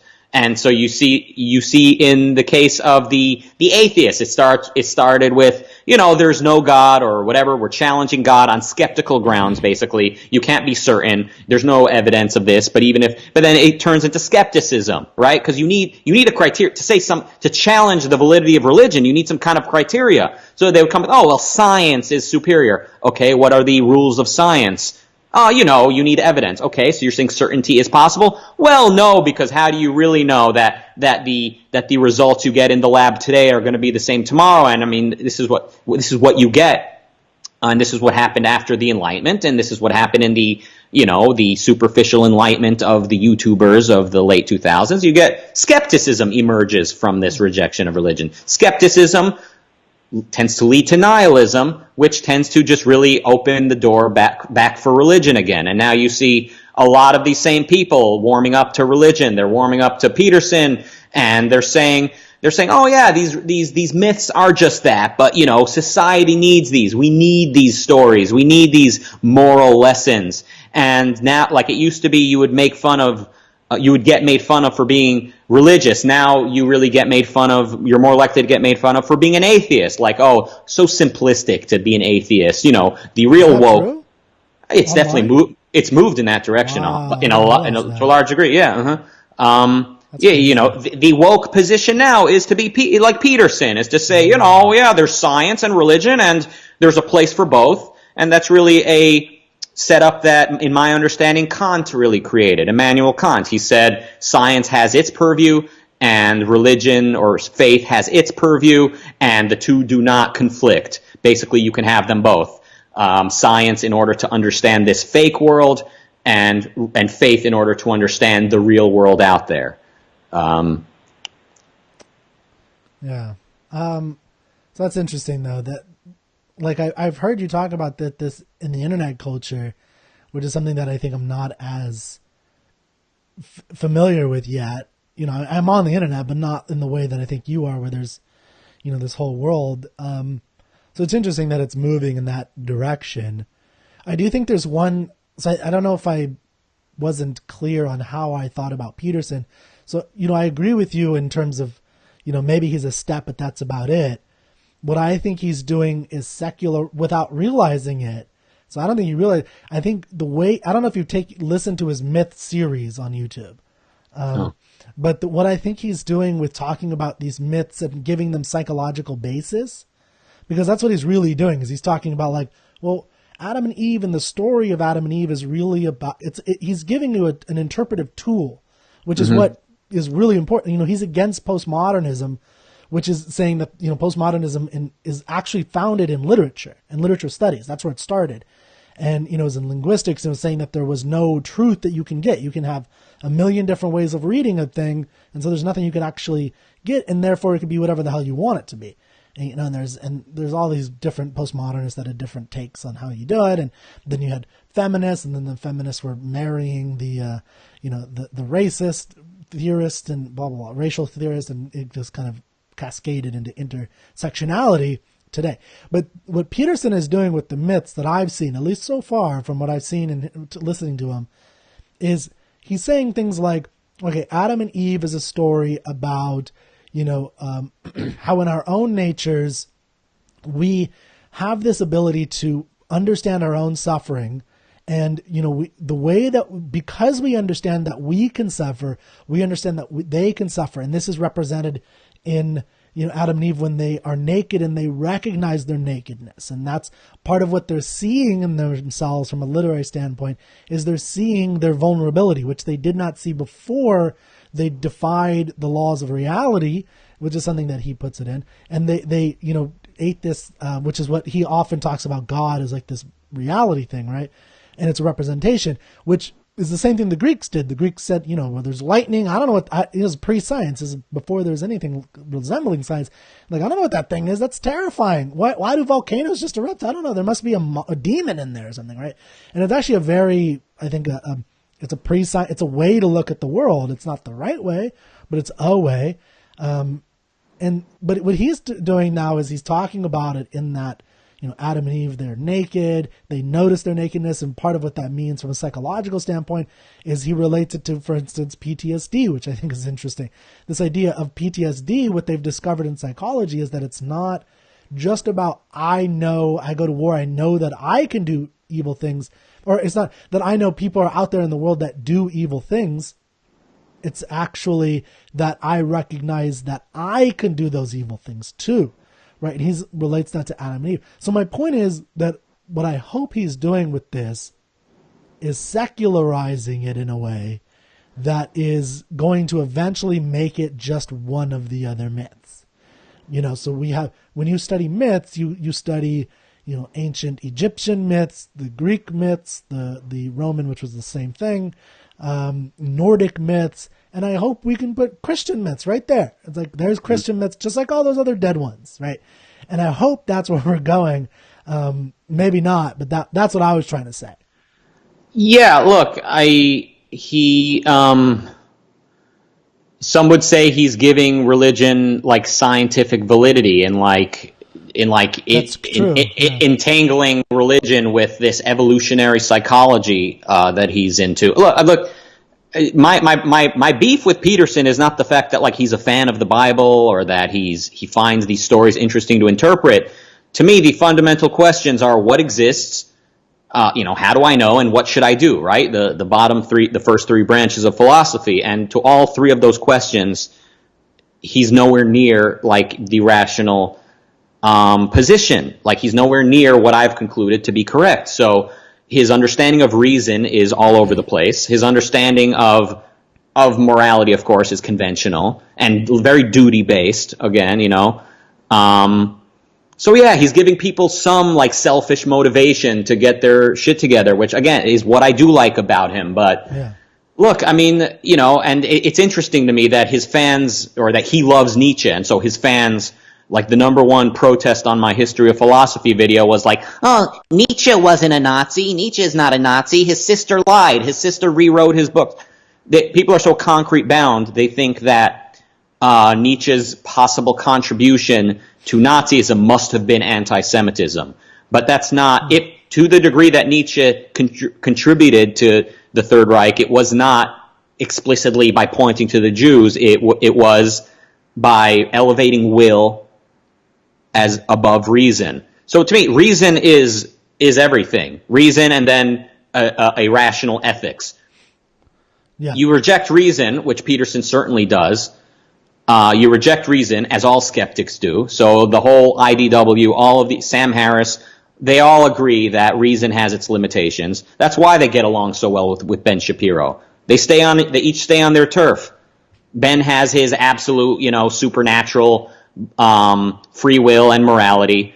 Sam Harris and Peterson's secular half have their sort of like cold materialist kind of deterministic side that doesn't interfere. Like they all agree with each other on everything fundamental.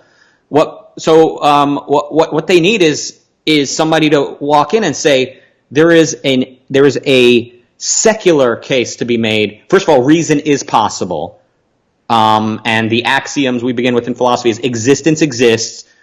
Existence is identity, so everything is what it is, and then consciousness is identification. So those three points, and then to build up from there into Rand's theory of reason, that we perceive things, that is not open for debate, that is not open for dispute. It is self-evident. the beginning of all knowledge does begin with immediate perception from the time you're born. There's no questioning that, because to question that is to presuppose your own existence and everything you've perceived in order to be here to question it. And then you organize that material with concepts, with abstractions, with building logically. Like this is like all these places Peterson goes is like nowhere close to what I'm talking about right now. So to the degree he rejects reason, or worse yet, the degree to which he kind of purports to embrace reason with a completely confused understanding of what reason is,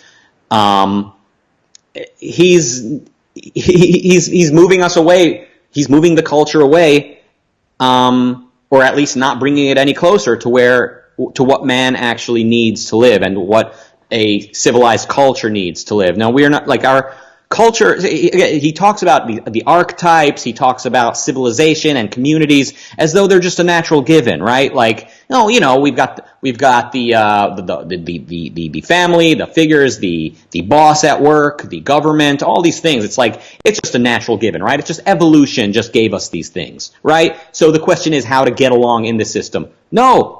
The fact that we have a government of a certain style, the fact that we have a family living in a house in the suburbs with certain division of labor and certain roles, like that is not just a given. People, they make choices based on ideas, and this can all get swept away. We can fall into a dark age. We can fall to an invasion by another inferior culture, that they attack us and we don't have the moral confidence to defend ourselves. We can hand all of our rights, allow our rights to be violated by the government and let the government transform into a complete authoritarian body. That is what Peterson is fighting against, right? Not particularly. He's fighting against that final stage of authoritarianism, but he doesn't recognize reason and inalienable rights as the fight against that, and a lot of these. I don't know if Peterson in particular denies the Dark Ages. I suspect he might, but I know like Shapiro and Prager and the PragerU denies the Dark Ages. They deny that it was that bad. They think the Enlightenment philosophers exaggerated how dark it was.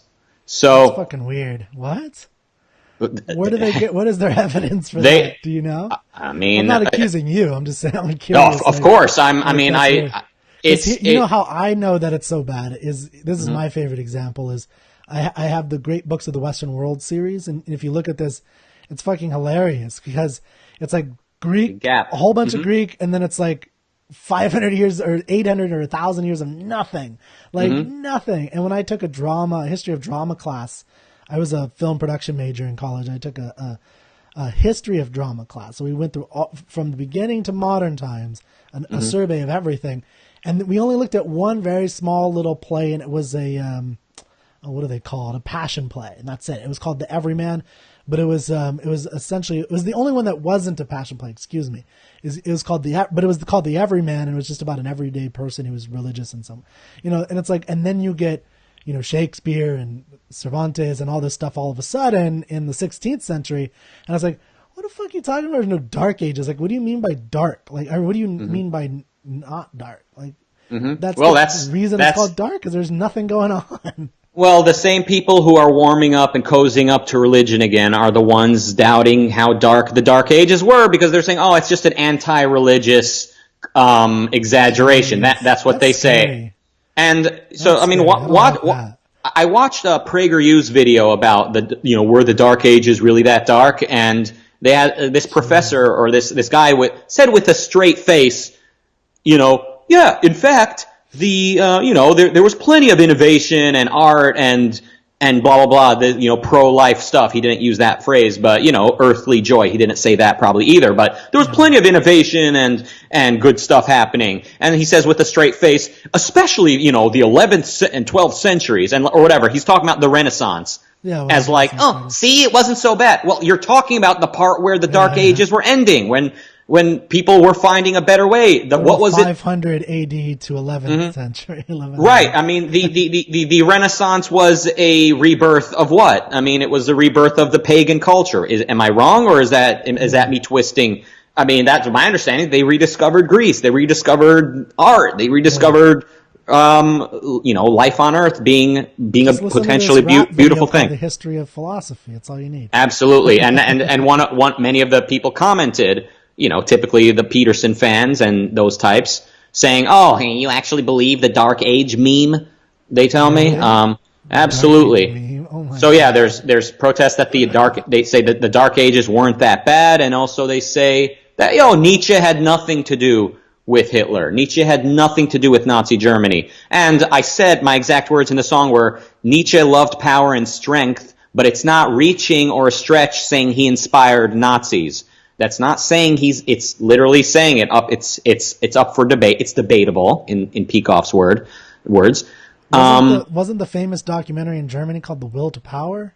Yes. So to the degree that Nietzsche is responsible for the Third Reich, it's not that he specifically said, let's kill some Jews. It's that he upheld will over reason. So all of those philosophers in the 19th century, it's not that they all wanted to see carnage. It's not that they wanted to see death. It's that they rejected reason. So look, I mean, these ideas have consequences. That's why when we're out here talking about reason, this is not our favorite color. It's not a preference. Reason or death, right? Yeah. Think rationally or die. You will not be able to defend your political freedom, let alone be able to sustain yourself materially and with food. Well, the problem is convincing people of that because it's not literally true. So I agree with it, like metaphorically, reason or death, but a lot of people, like you said at the beginning, default on that kind of reasoning, and they're basically relying on other people. Right. So they're living on the reasoning of other people who build things for them. So it is literally true, but they have time to default on it, and they may get away with it for a while. They're not, first of all, they're not going to reach happiness. They're not going to have a great life, and also they're not going to be able to deal with their problems that are their concrete problems in their life without reason. And then ultimately they're going to see their political freedoms continue to get chipped away at because they're not upholding reason as an absolute. Yeah. So, but I guess what I'm trying to say is like defaulting or gliding through life is possible, and people do make decisions of their life. Like, how do I, vote for this, should I vote for a tax on bags? Mm-hmm. You should use your reasoning mind and think about it. I'm talking about like in California, like grocery bags, right? Like I just got here from Texas. I'm like, I got to buy this fucking bag. You out of your mind? And where's the plastic, man? Like I love plastic bags. What's wrong with you? But so, I'm new to California again. I haven't been here in a while. I'm from here, but I haven't been here in a while. But anyway, so my point is that, people will make decisions and they'll guide their lives, but the problem is it's based on the reasoning improperly of like the misintegration, I guess you could call it, from other thinkers that they just kind of regurgitate and act on. So the problem with the default thing and what I'm trying to get at is because I want to get at, like, one of the things I want to talk about before you go is about the, depending on how much time you have, is like what you think could be some ways to move the culture in a better way is where I'm trying to go at some point. But the default issue is people don't die immediately, for one. So if we're trying to persuade them, convince them, I agree with you that the masses are not inept, like they have it within them. I'm actually very optimistic about humans. I love humans. I think they have the potential, but the question is, how do you persuade them and give them the right fuel to stop defaulting on reason and to engage their own reason for themselves? And because it's not automatic. So that's why I said it's not literal, is because if most people wake up and they don't read a book that challenges their fundamental beliefs about environmentalism and how to make, what Ayn Rand would call first level free will decisions, right? Like, should I vote for this or that? So I don't know. I mean, usually, come on, give me the answer. Well, I have some clues. I have some hints. But I mean, so typically this comes up whenever I'm even just trying to debate with somebody about objectivism itself. As soon as it starts to make sense to them, they jump right over to, okay, but then how do we convince people? And I always need to say, well, first you understand this, decide if you agree with this, have clarity. So when it comes to how do we change the culture, even among objectivists, I often say, like, first of all, understand it clearly, have a clear understanding of what's wrong with Peterson, have a clear understanding of the consequence of rejecting reason, both in the personal realm as well as in, the societal, political level. Have clarity and live it. Challenge yourself. Don't be a lazy mark. Really, really question what you're holding on to, and really, really strive for the best. Be as cool as you can possibly be. Kind of like me. And that's step number one. So decide if you're really on board with this. This is not a club. I think Epstein said that. This is not a club. And then communicate it clearly as well. Communicate it clearly. Have a very clear presentation to people if you're going to go into kind of spreading a philosophy. But it's hard. Probably the biggest concrete issue to deal with would probably be like education. And I don't just mean like infiltrate the universities. I mean K through 12, because that is where people are basically killed. Like their mind is just. Do you know the work of C. Bradley Thompson? I'm familiar and I like everything I've heard. Yeah. But yeah, I mean, it sounds like he gets it, that's where the battle ultimately. I mean, if somebody's mind is scrambled, look, I mean, I began going to public school in 10th grade, and a lot of the kind of people I'm still somewhat in touch with are kind of friends from that period. I know what it does to you. Like, I know what public school. My whole life, man. You're preaching to the choir. I was dead. I remember my youth. And it's probably, to a large degree, the same thing probably takes place in most private schools as well. So, I mean, ultimately, it's worse, according to C. Bradley, Bradley Thompson and Uran. Mm-hmm. Uran has the story of when he came here. I don't know if you've heard this. He came to America for a while, and he was in one of the top progressive schools. You've heard that? Yeah, and they would just sit around and play, like not do anything, and just whatever you want it to be. And there is some progressive schools that do that. Now, there's some that the alternative is classical education, where they teach it, but there's problems with classical education too, because although I would, if I had only one choice for my kid, I would turn him there than progressive. But Lisa Van Dam has done a great article in the Objective Standard about this, classical versus progressive education. And she points out, one, like, there's a reason why there's so, like, what was the example? There's one she did on Twitter where someone was talking about, like, Asian moms are the best. And she had, like, I think she said this, I hope I'm not attributing this incorrectly, but it was something like, yeah, but look at the suicide rate among Asian kids. Like, so the classical education model was basically to vomit facts into these kids and without any, integration and teaching them that. So yeah, I mean, I think education is big.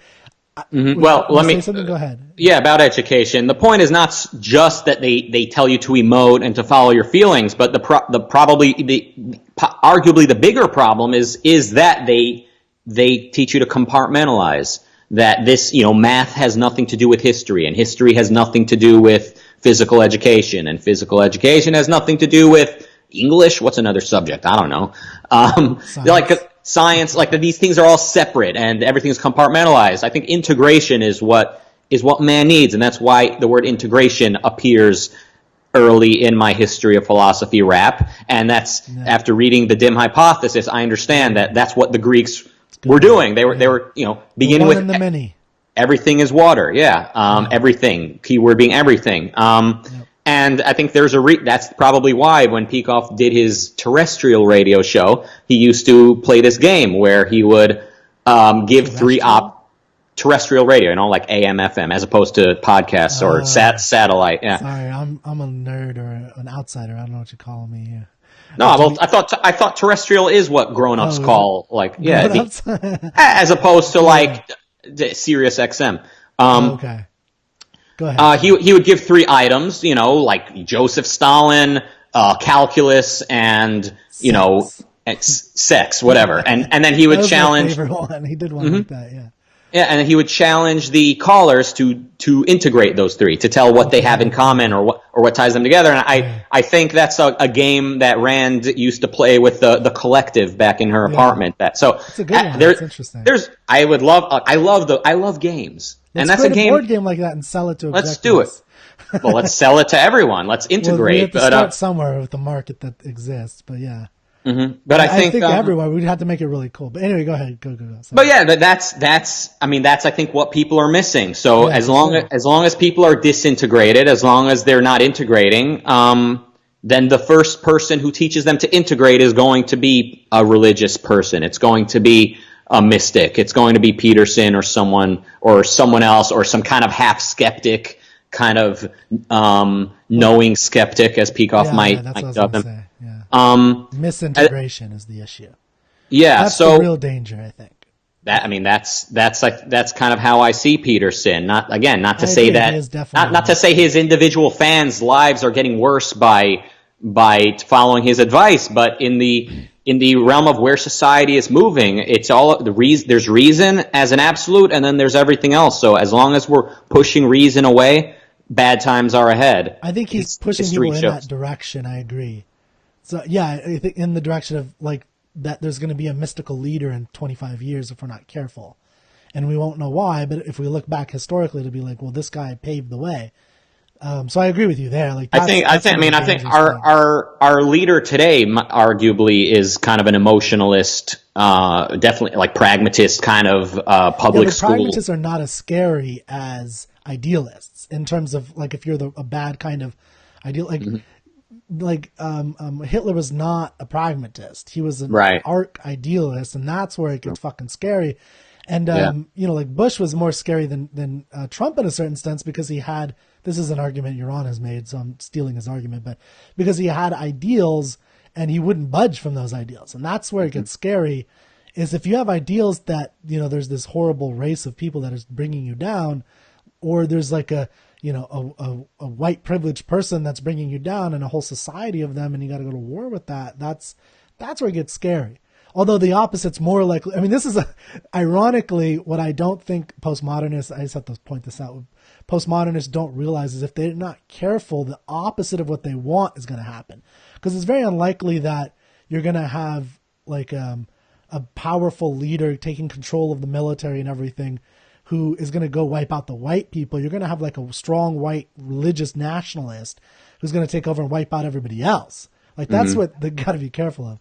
Well, they obviously, if they understood the consequence, if they understood the consequence of philosophy, period, they wouldn't be postmodernists. But my understanding as a student of all of this is the postmodernists, as well as all the other modernists, all the counter-enlightenment students, they reject reason.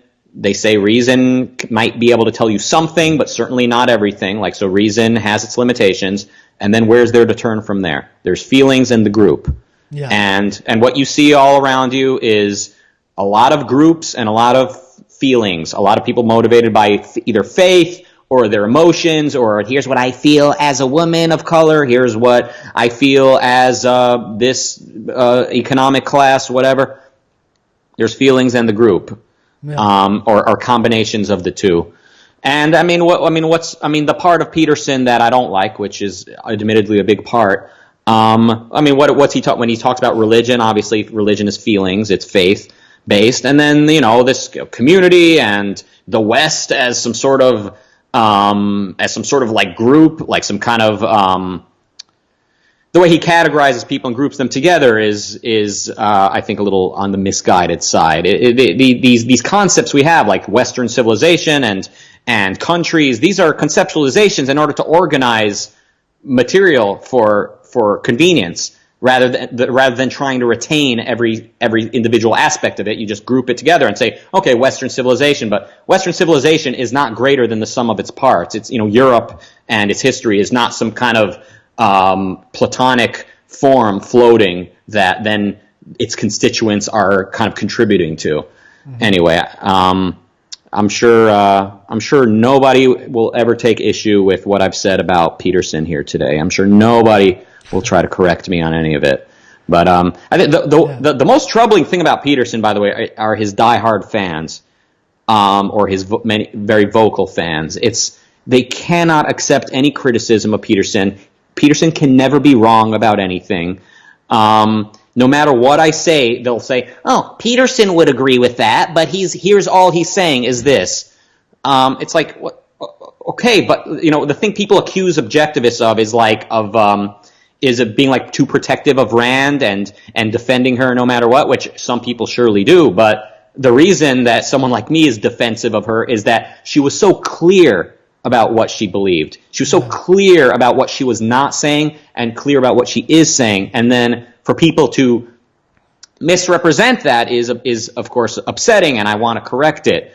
Clarity is not important to Peterson, and I don't think in his own mind, nor in I don't know if he believes in non-contradictory truth. It doesn't seem like he holds that as to be even a possibility. And he talks about like that people are like I think he talks about like children might be afraid of snakes or afraid of growling dogs, and that's like evidence of like innate knowledge passed on through evolution. And yeah, he definitely agrees with that. Yeah, but the idea that there's something innate knowledge within us. Mm-hmm. First of all, I'm suspicious of the scientific evidence that says there's innate, fear of something. But suppose that's true. You are innately afraid of a growling dog, but that's not the same as knowledge that dog is dangerous. Yeah. And also, yeah, go ahead. Well, I was going to say, like, there is some really interesting. So I've studied body language, like body language as an actual, like, FBI agents, how they study it for understanding a person that you're talking to interpersonally. And there is this idea that you have this, like, stem cell reptilian brain, and a lot of body language is instantaneous, uncontrollable reactions to certain things. And that is built into, you're born with that. So, for instance, we do have certain things that were automatically built into us, and even the way the way that we react. I mean, so like if you are like going like this a lot and scratching when you're talking, you're pacifying yourself, and so that's an indication that you're basically the person you're talking to is making you kind of uncomfortable when that happens. And there's also like when you look at, I mean, there's a whole bunch of little things like that. So yeah, but again, I'm not a disagreement. No, but well, a couple things. Okay, like these nervous habits and these tics, like it's very difficult to trust the state of psychology. It's very difficult to trust these conclusive studies when they don't factor in what are the beliefs. What does this person believe? What has he been in keeping in his mind his whole life with regards to what's true and what's moral? So living with contradictions makes you neurotic. So yeah, the fact that he does this a lot suggests he's somewhat neurotic, that he's living with contradictions, that he's not holding reason as an absolute. No, it's a little different. So like what I'm trying to get at is, so I agree with what you're saying just then. Yes, you're right, 100%. That there's other aspects. What I'm saying is, like, let's say you and I are having a conversation in person, and I'm talking about something that's making you uncomfortable. One possible sign. So like one of the first. So what I read is not from psychologists. It's actually from like experienced FBI agents who are working with terrorists, and they're trying to figure out, is this person lying or not, right? And they're trying to get information from murderers and liars and people. And there's there's one called What Every Body Is Saying. It's one of my favorite nonfiction books. I love it. And it's by Joe Navarro. He was an FBI interrogator for like a quarter of a century or whatever. And what I'm trying to say about like this is called a pacifying behavior is it's one indicator. So like one of the principles of reading body language is you don't look at one thing in isolation any more than you would look at an individual word in isolation of a sentence. Like body language, you need to get to know the person. So you're right. It's very possible they could just have, neurotic tendencies. They could have bad, posture. They could be very nervous about things in general because they've been evading their whole life. But what you're trying to do is like push them and get to know them. That's why if you've ever seen interrogations, like there's an interrogation of one of these school shooters, the Santa what was the Florida one? The one in Florida. I don't know. And it's like 15 hours long on YouTube or something like that. Like it's wow. And the reason they do that is they're trying to, like, they're recording him the whole time, and then they investigate it. They look at everything he does, every little movement, because they're trying to understand where he's telling the truth, where he's coming from, why, they're all of that. So all I'm trying to get at with what I was saying with this stem cell idea is there are certain innate reactions. Now, I agree with you that it's not knowledge, and this, I think, is where Peterson goes awry, is he takes it too far. And this is what I think other objectivists have pointed out, is that, like Greg Salmieri and Brooke and Ankar Gatse have pointed this out, that like it's really early in this kind of psychology. Even Peikoff said, like, we're at the era of Thales or whatever, right? Mm-hmm. Like, and Peikoff speaks highly of Freud in a certain sense, even though he was crazy in a lot of things and conclusions. But he said he was like a Thales in the sense that he was integrating stuff, and he was trying to integrate all of this new science before, in a way that. So again, I agree with you completely. I think what I'm trying to get at is what I agree with Peikoff or Peterson is he sees something, he's trying to integrate it, he's just not doing it correctly. And what he is trying to integrate, what I would argue does need integration. You can't simply say, oh, it's reason and knowledge is not innate. Like, there are new insights that can happen if we really understand the mind. Like, I think we understand like 5% of the mind, and the more we do, I think that is a valuable thing, but that means we're going to have a lot of fuck ups and weird conclusions, and like everything is fire, everything is earth, everything is water. We're going to have stuff like that before we get to the Aristotle, I think. I agree that it's going to take a while to understand the human mind, but the main reason for that is the way philosophy has gone, of course. Just as psychology was becoming a science, reason had been completely thrown out the window in the academic realm. So it's going to, the main thing holding us back from learning things about people is the fact that I think Binswanger said the psychology is, I'm paraphrasing, I think psychology is a science that only recently has acknowledged the existence of the subject. In other words, they think they're being scientific when they talk about a person as though he's an automaton, as though he's just responding to reflex, series of reflexes, responding to stimuli. A person's primary variable is ideas, is philosophy, specifically when it comes to what exists, how do I know, and what should I do? Being afraid of something is not knowledge that thing is dangerous. It's simply wherever that comes from, whether it's from it being unfamiliar or because it is innate. Listen, maybe evolution made us afraid of growling dogs to protect the species. Who knows? I don't know. But I do know that that fear of a growling dog is not what teaches you how to build a house and build a building and hunt and process and invent the steam engine and paint the Mona Lisa. So that fear of a growling dog is a trivial part of what it means to be a human, what a man requires in order to live in reality. Reason is kind of what makes or breaks you. What's the essence? It's everything. Without it, you're fucked, and with it, you can reach your maximum potential. But what do you mean it's everything?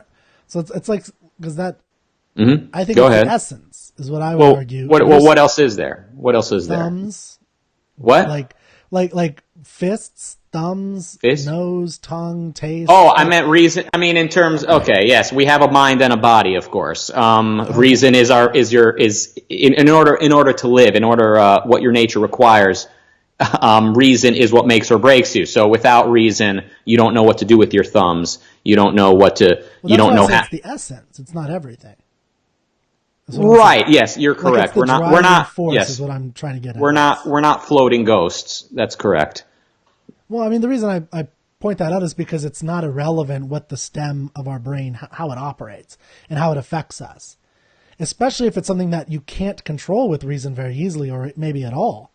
Mm-hmm. right? So that it's not irrelevant to understand, like I said, why we act unconsciously, or however you want to call it, like automatically, because there's definitely automatic aspects of our body that reason doesn't have control over. But reason, I mean, what you're saying, the case you're making right now, you're attempting to use reason to prove it. It all either falls under the umbrella of reality and must be discovered by rational means, or it's not. Yes, we certainly have we have a biology, we have chemicals, we have hormones, we have pheromones. I mean, the appraisal of existence you have a moment after sex is not the same one you have right after your loved one dies. Like or when you're hungry versus when you just had the best meal of your life, or I understand, or when you're on your period. There's something relatable. I understand there is biology, and maybe it is possible that some people are naturally more prone to depression because of serotonin. Look, I mean, again, like we've agreed, psychology and psychiatry are in its early stages. But what you do with this material, what you do with the hand you've been dealt, is, in order to do what you can with what you have, reason is an absolute. Yeah, I mean, I don't think we're going to disagree on that. Mm-hmm. I'm just one of the things like I said, I wanted to ask you is because I think all of that is basically proven. Like, whether people agree with it or not, it's pretty much, there's work that can be done to make it more clear, and I think that's great. What? Like the idea that reason is an absolute, that reality exists, existence exists, consciousness, is something that grasps, existence, and the fact that like that whole Galt's speech and the essence of objectivist ideology and what Ayn Rand created and what Peikoff expanded on, and I think other people should expand on. I think there's more that can be done in the philosophical realm. Mm-hmm.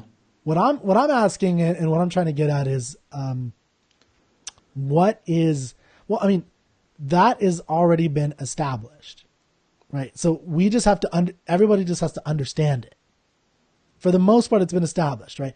Like, reason as an absolute is a truth, just like gravity exists. Whether you agree with whether you understand the theory of gravity or not. What do you mean? What do you mean it's established? Do you mean the average person in the world today agrees with it? I mean the fact has been discovered.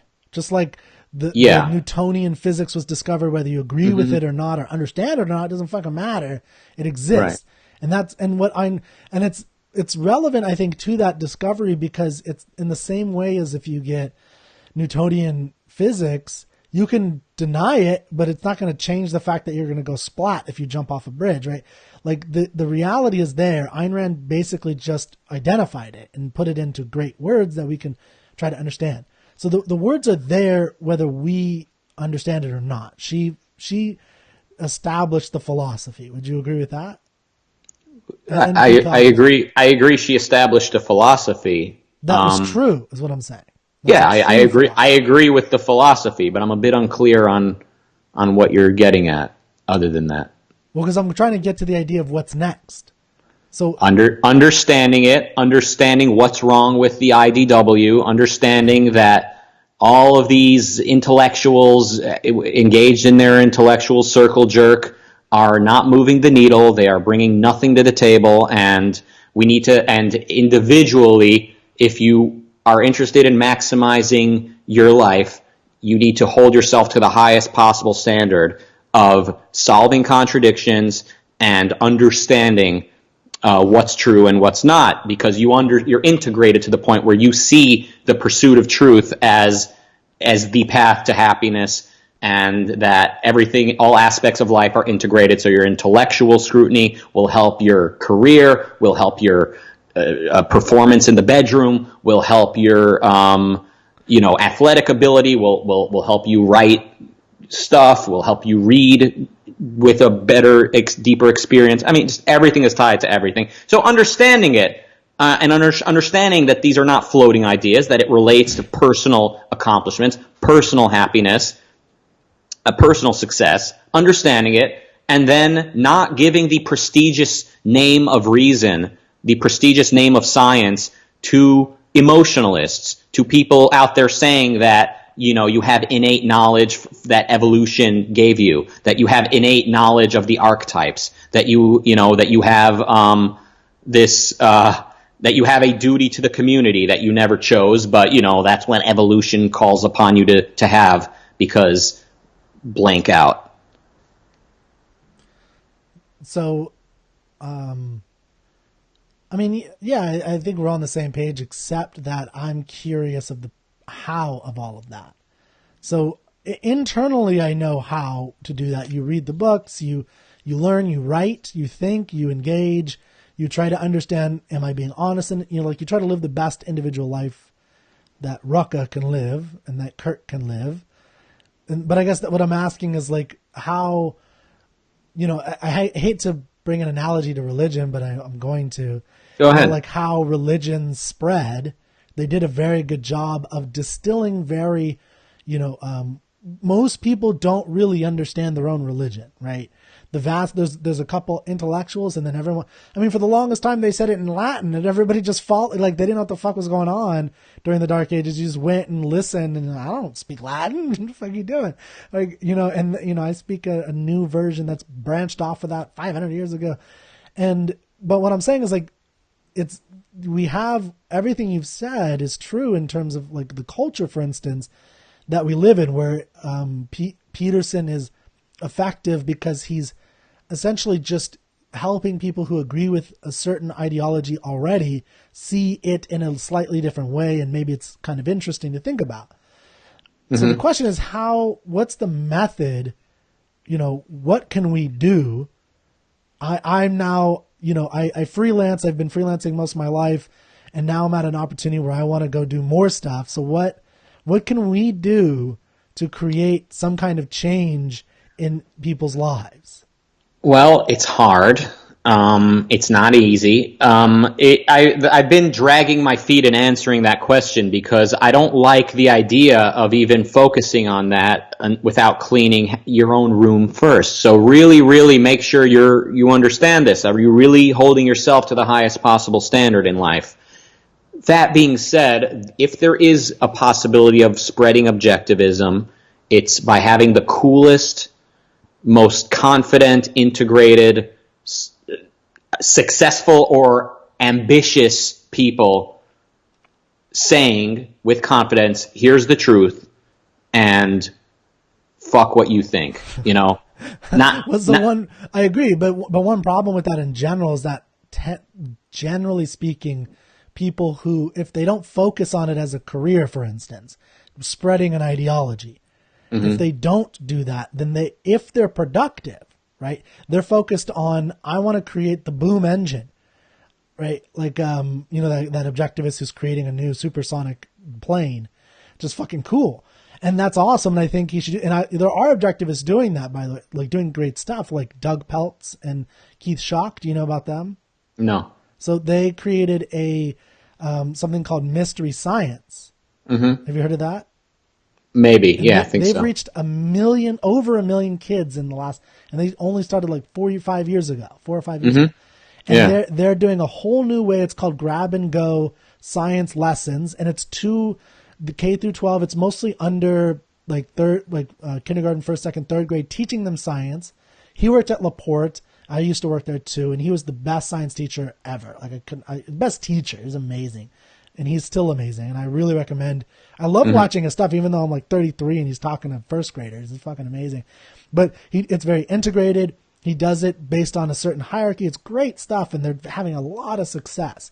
So so they're spreading objectivism. Then that's one way. I like Jesse McCarthy. He was also at LaPorte, and he's a parent coach actually now. He's worked his whole career in education, and now he's teaching Montessori, and he's teaching parents how to be a little bit more on those. Yeah, places. I think Craig Biddle also he sees the Montessori scene as like the future founding fathers. Like it only takes a handful of integrated people, life affirming, pro-life people, so to speak, just changing the culture. He could be right. The world I live in is more like pop culture and sort of the world of memes and the attitudes of the culture. And what I'm saying is, I want to see the mega successful, the Jeff Bezoses of the world speaking explicitly of reason as an absolute, explicitly of man as a heroic being. Yes. You know, well, I would love to see that too. So that's how. And if there is going to be an objectivist movement, rather than trying to fill up an event with as many college students as they can, nothing wrong with that, by the way, but the main focus should be send little nuggets of gold to CEOs who you deem to be honest and heroic. Send little nuggets of gold to the very successful, whether Olympic athletes or actors or whoever it is, little notes saying thank you for your success. If you're Did I lose you? What happened? Hello? Can you hear me?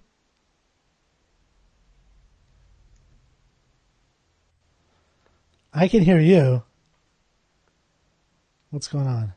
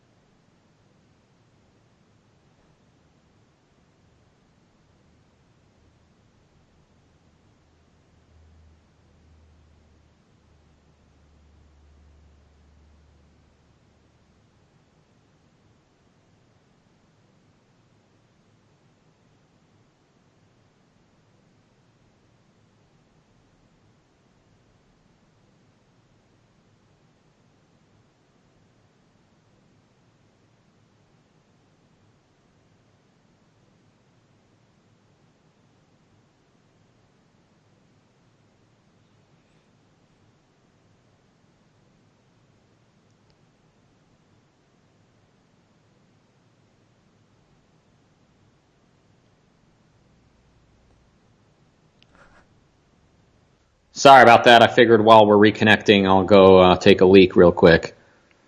Oh, so so there was a disconnection, because I didn't have a disconnection on my end. I kept seeing you. You heard me and saw me, and then I just stopped talking and just walked away? Yeah, it was so weird. I was like, did he just have a heart attack, or did his brain have an aneurysm? That's funny. Because you were just funny. You were going and then I'm going, and I was just, to me, there was nothing, no stop. So anyway, I'll just cut that out. That's hilarious. Or maybe just keep Well, you don't even have to cut it out. You can just cut out the part where I'm out of the room. But that's funny that I just stopped talking. You can keep that in. And then this explanation would be good. So I would just keep it all in. Well, but I thought the point. Anyway, go ahead. But to finish my point, if there's going to be an objectivist effort to spread the philosophy, yes, have a focus on how to infiltrate the universities, have a certain amount of effort on kind of reaching as many students as you can and seeing if one of the bunch decides to be the next great intellectual. But most importantly, I would reach out to the people successful, the rich and famous, and say thank you. And if you'd like to learn more about how to be more proud of your success and how not to feel any guilt and how not to deal with issues like depression and addiction, which these people deal with. These are human beings. People act like rich and famous people are in another dimension. These are human beings. And the average person treats them like an ATM. The average person just wants them to write a check. So don't reach out to them and say, hey, will you write us a check to spread objectivism? Reach out to them and say, hey, would you like to join the Olympians? Would you like to come to a place where you're appreciated and celebrated? And we are in the business of celebrating success and teaching the tools for non-contradictory joy in life.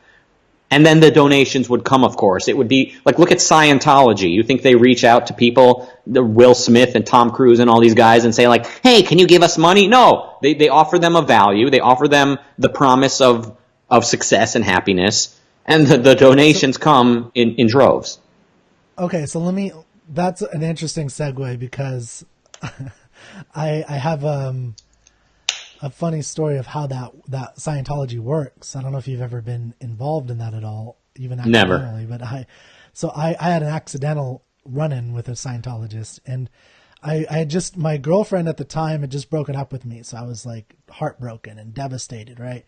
And just sad and trying to figure out things, and it's a very vulnerable time for some people, right? And so I was trying to figure things out. I was going to like groups, I was meeting people, I was meeting girls again, and things were, and I met this interesting girl, and we had a really interesting conversation.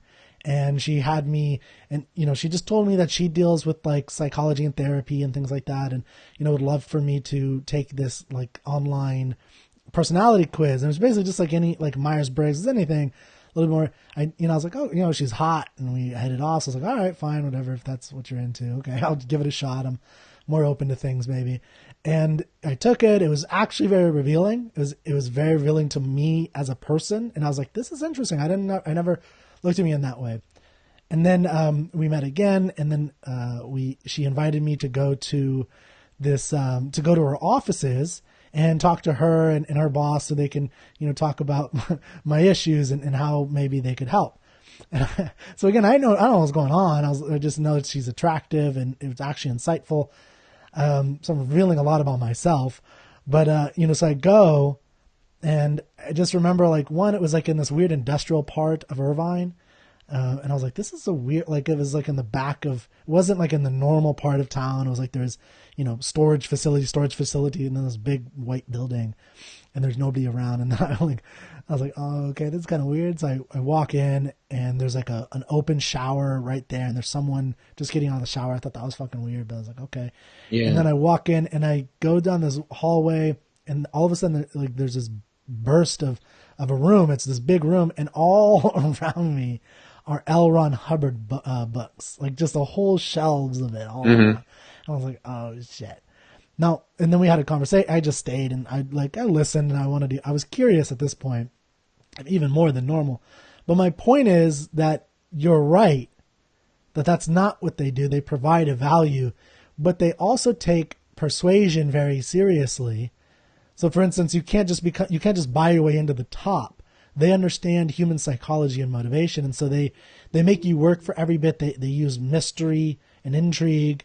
I mean, it wasn't a coincidence that there was an attractive woman that was trying to get me to go versus a guy, mm-hmm. and all those types of things. So when I ask how, one thing is, if you want to talk about like how to influence a Bezos, that's a question.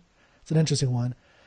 Another one is how to influence the future Bezos, which I think is what you do with education, with mystery science. I mean, with getting these college kids, a lot of like, I came out of that kind of thing. I was an early OAC student. I heard about it in college and such. And so it impacted me in that way. So it's the issue is, I think you said this when we were just chatting yesterday outside of this, that you're kind of impatient. So I wonder if part of it is you want like that fix of going straight to Bezos, because you're right. If Bezos, by the way, Bezos is opening Montessori schools, which is a good thing. But if Bezos, if Gates, if Buffett, if Musk, if Joe Rogan, if all these guys all of a sudden started saying, I think there's something interesting about this objectivist thing. I like this. Let's do some more investigation, and they do a whole bunch of series of talks on it, and they listen to it. And then they start advocating for reason. Yeah, that would change the society a little quicker, although I don't think it would. I think people would, just demolish them in general, because it's a little early. But I think... well, if it happened overnight, of course, now we're living in a fantasy where it's like just overnight a bunch of influential people. It's like a premise for a comedy movie. You have to suspend your disbelief to just go to this place where suddenly those... 7 people you just listed are suddenly like talking about objectivism. But I mean, it is very difficult. But I mean, that's what it would take. So when we're talking about like, well, how do we change the culture? Well, be Bezos, be Bill Gates. That doesn't mean be a billionaire. It means be the guy. Be the guy. I'm trying. People see, well, try harder. Oh, be the guy. When people see you, they're like, that guy's cool. You know? I agree with you. You and I agree on that. I think we're not disagreeing on like the level of. This is why I mentioned Peltz and Shocked, and there are some Ray Gurn. There's people who are very successful. I think you're on Brooke. I think there are other objectivists that are just successful in their business, and then it happens. You discover later the people that like them, the people in their inner circle. They discover that they're an objectivist, and then they say that's why I was successful. I think, or that was a big part of it.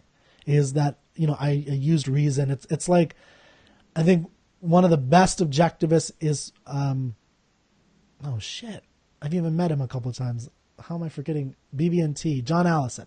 I know his son too. And it was like John Allison's a very influential person because, and not even like on a huge cultural level, but just in terms of like other bankers and other people in finance that do look up to him, which is a good amount of people.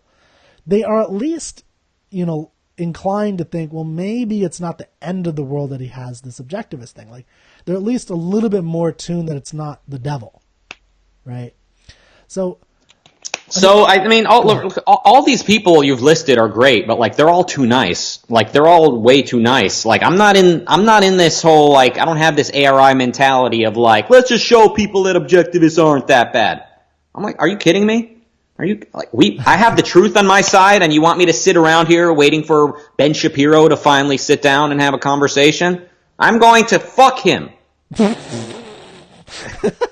Oh shit! I'm gonna cut that out right there. There you go. Make like a trailer for this. I'm gonna start my own parody channel. I'm gonna fuck Ben Shapiro. All right, you got it. Yeah. Look, I mean, I'm not. Well, maybe the audience doesn't know, so I want to explain. I think Leonard Peikoff is like the standard. The way he would speak like bug-eyed, like just so like earnest, like these ideas are life and death. So he understands that he's talking about it like he's urging you to agree with him, but also like he's providing such clarity. So I understand that not every person politically, quote unquote, in terms of like logistics, they can't get away with mouthing off at the world. But to some people, first of all, can. Like John Allison, he requires his employees to read Atlas Shrugged, I've heard. He has top leadership teams, yeah. If he was the type of person that wanted to get out there and give his opinion, he certainly has the wiggle room. His career is not going to be pulled away from him. So, not to say he should. Again, I don't want anyone to do anything that's not like what they want to do. It's what like I'm that guy. I love to say like, wait, hold on a second. Wait, hold on. Like we don't agree about this. Let's talk about this. I mean, I've done it I think a little bit with you here today. Like, well, hold on. Let's focus on our differences. But that's what I'd like to see more. If all of these successful objectivists also had this kind of sort of confrontational streak, yeah, not mean. Peikoff is not mean. He's not mean at all. I'm sure he snapped once or twice, but I've only seen him snap at objectivist audiences. By the way, there's the Peikoff sigh. Yeah, but I've only seen him. Like I've only all seen the time. Yeah. You could just tell he's just exacerbated by stupid people, and he doesn't want to say it. He's like. He does this like deep sigh. Well, I've heard the sigh when he's like frustrated at like how messed up the world is, but yeah, he does it a lot. I've only seen him get impatient and like snap angrily at like an Ocon audience in like the America versus Americans lecture when these guys they just want to get up there and just like tell him how it ought to be. Yeah. But like at like Ford Hall Forum, he's earnestly saying like this girl. I forget which lecture it was. It might have been the O.J. Simpson lecture. This girl, or a young lady, rather, got up and she said, who determines which reality is true? Something like that. And he said, well, your question itself presupposes this kind of Kantian authority on what's true. There is no authority. The answer is you determine what's true, beginning with your sense perceptions, which are, self-evidently true, and then building with logic on top of that, like organizing the material. I mean, I'm sure he worded it more good than this, but he wasn't yelling at her. He wasn't putting her down. I would imagine she was a bit taken aback by how helpful he was in that situation. I would be very inspired if I got such a powerful answer to that question. So, yeah, it's, I mean, there's this sort of split maybe in the objectivist movement, quote unquote, over the years. Like there's the 1980s edition of objectivists, like Binswanger and Peikoff and who's the Ayn Rand letters. I've had lunch with him a number of times. He's beautiful. But I forgot his name. So Yeah.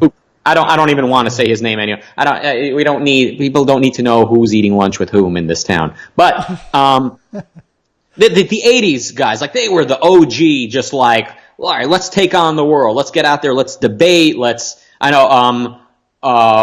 the guy from the socialism debate? He's not the one I've met with, but who's the guy? Ridpath. I like him a lot. Oh, yeah. Ridpath. Well, what a star. He was confidence. Star, yeah. That's what's where that's what you're into. I'm just saying he was a star. These guys, they were OGs. Now, were they in touch with the culture? Maybe not so much. Were they in touch with what's happening out there in the culture? Maybe not as much as I would have been if I had been around. These were not entertainers. These were not famous entertainers. They were not. They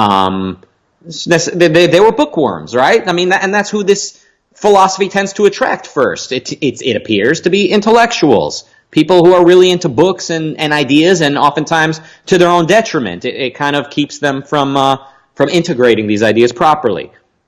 They become rationalistic. So there's kind of that like old school, hard hitting, let's show the world attitude, which I love.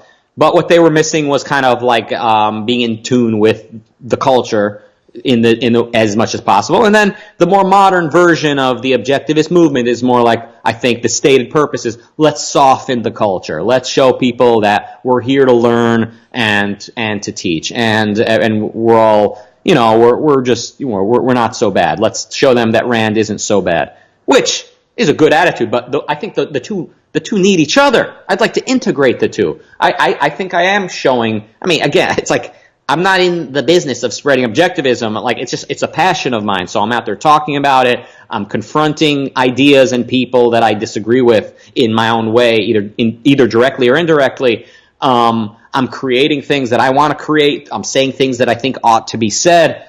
And to the degree that I am influencing people, I think I'm showing them both sides. I'm showing them this earnestness, like this earnest confidence, like this earnest dedication to the truth. But also I bring with me a catalog. I bring with me a career and this sort of household name and body of work that's very much in touch with kind of, people's everyday desire to laugh. So you kind of need both. You need the ideas, the confidence in terms of the ideas, and you need to live in contemporary society. So it's kind of like you could compare it to the mind and the body, right? We've got a mind and a body. You need to integrate the two. Thank you. All right. I like it. So I guess the last question is, because I agree with all that. And the question is moving into, making changes, which is what I'm interested in. I am interested in that. I agree with you. You need to order your own kingdom is how I look at it. Is you need to fix your own life, understand the ideology. And the way I look at understanding the ideology, especially with Ayn Rand and Randians and Randoids, is that you need to, in my view, you need to be able to get to a point in your intellectual development where you can put Ayn Rand on the shelf with all the other great thinkers. And maybe she's at the top of the shelf for you because she's so impactful, but you do need to be able to understand her and understand Nietzsche and understand Kant and Hegel. And Rand herself said this. I mean, her whole philosophy, Who Needs It, series of essays that she put in that book was about you need to take responsibility for your own intellectual development. And she hated Church on Sunday objectivists, she called them. Not hated, but she disliked and was against, and she said, don't be a Church on Sunday objectivist, she called it. And, so I agree that the first thing is to not be a Church on Sunday objectivist. Don't just dial it in and listen to what she said and then just apply it. Like, you need to be a thinker. You need to even if you're not going to be a professional to the degree that you have time, read other books that are not Ayn Rand, and then come back to Rand. Like I do that all the time because she has stuff to say about a particular subject. If I'm doing a whole series of podcasts on, genre and art and, things like that, I often go back to the art of fiction, nonfiction, the Romantic Manifesto and things of that nature. And anyway, so I agree. That's step one, is first, before you go out there, integrate for yourself and, start that journey, because it's never going to be done is the other thing. You can't do it completely. And so we have to have some people who take the initiative and go out and are the firebrands. And then I guess the second thing is, I understand what you're saying with the nice thing. I think it's a case-by-case basis. Some objectivists, they're just nice, and that's just who they are. And some of them, I don't know that John Allison can be as firebrandy as you think. And if he wants to maintain, especially when he was at BB&T, he has a responsibility to his shareholders. And there's a great talk by John Mackey, the CEO of Whole Foods, where he was talking at a mastermind, I think, or something like this big event or something.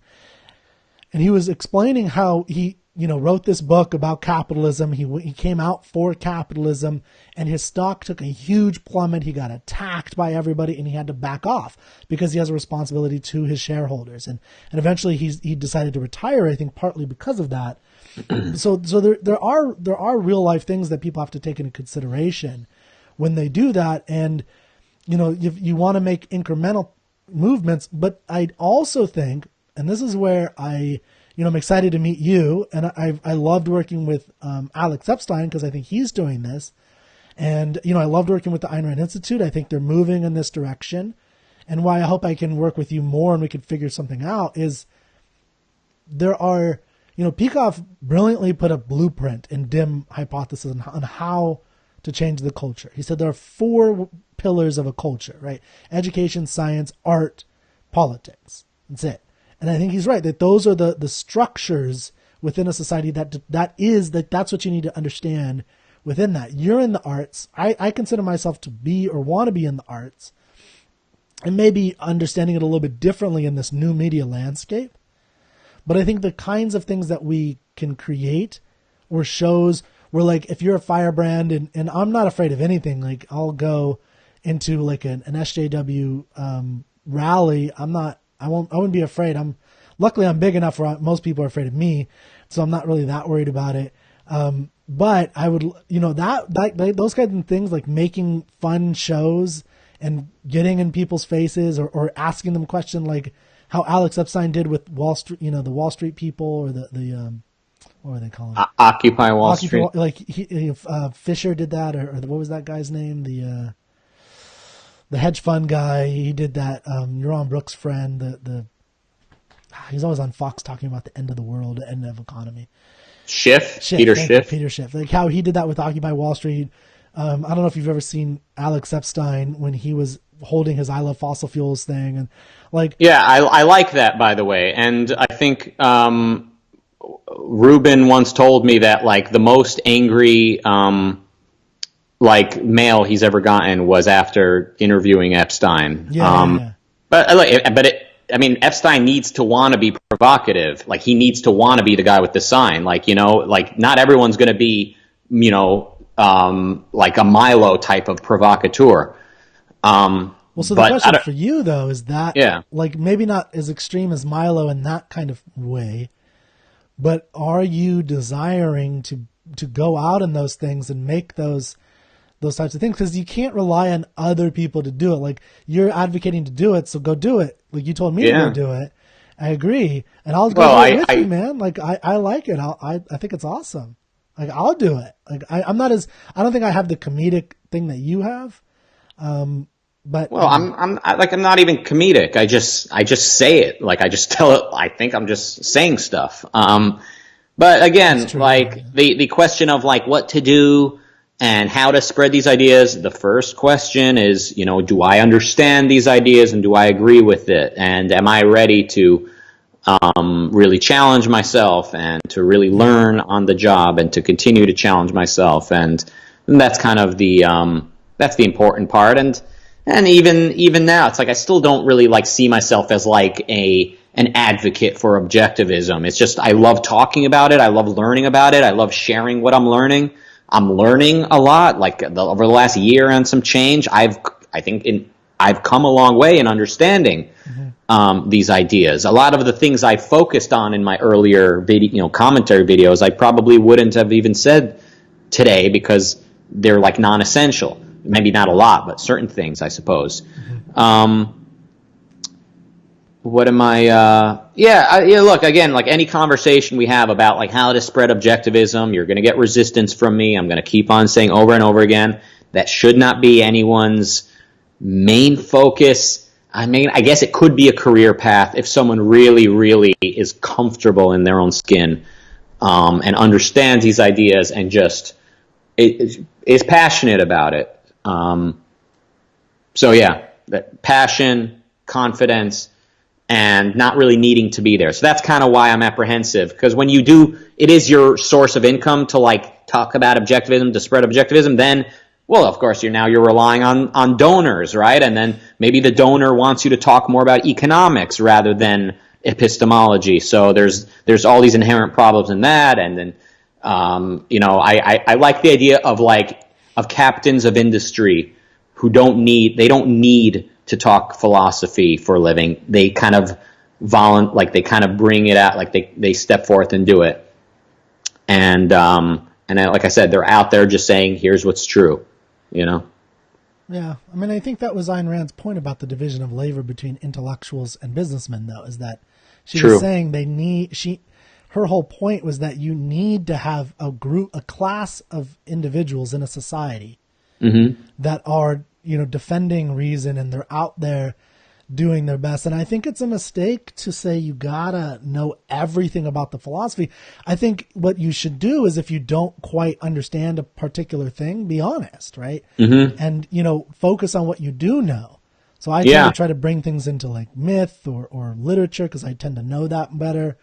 I'm not a philosopher by any stretch of the imagination. No, I agree with you that you need to be clear, and I try to do that myself, to say I'm a little unclear on this, but here's my understanding so far, or etc.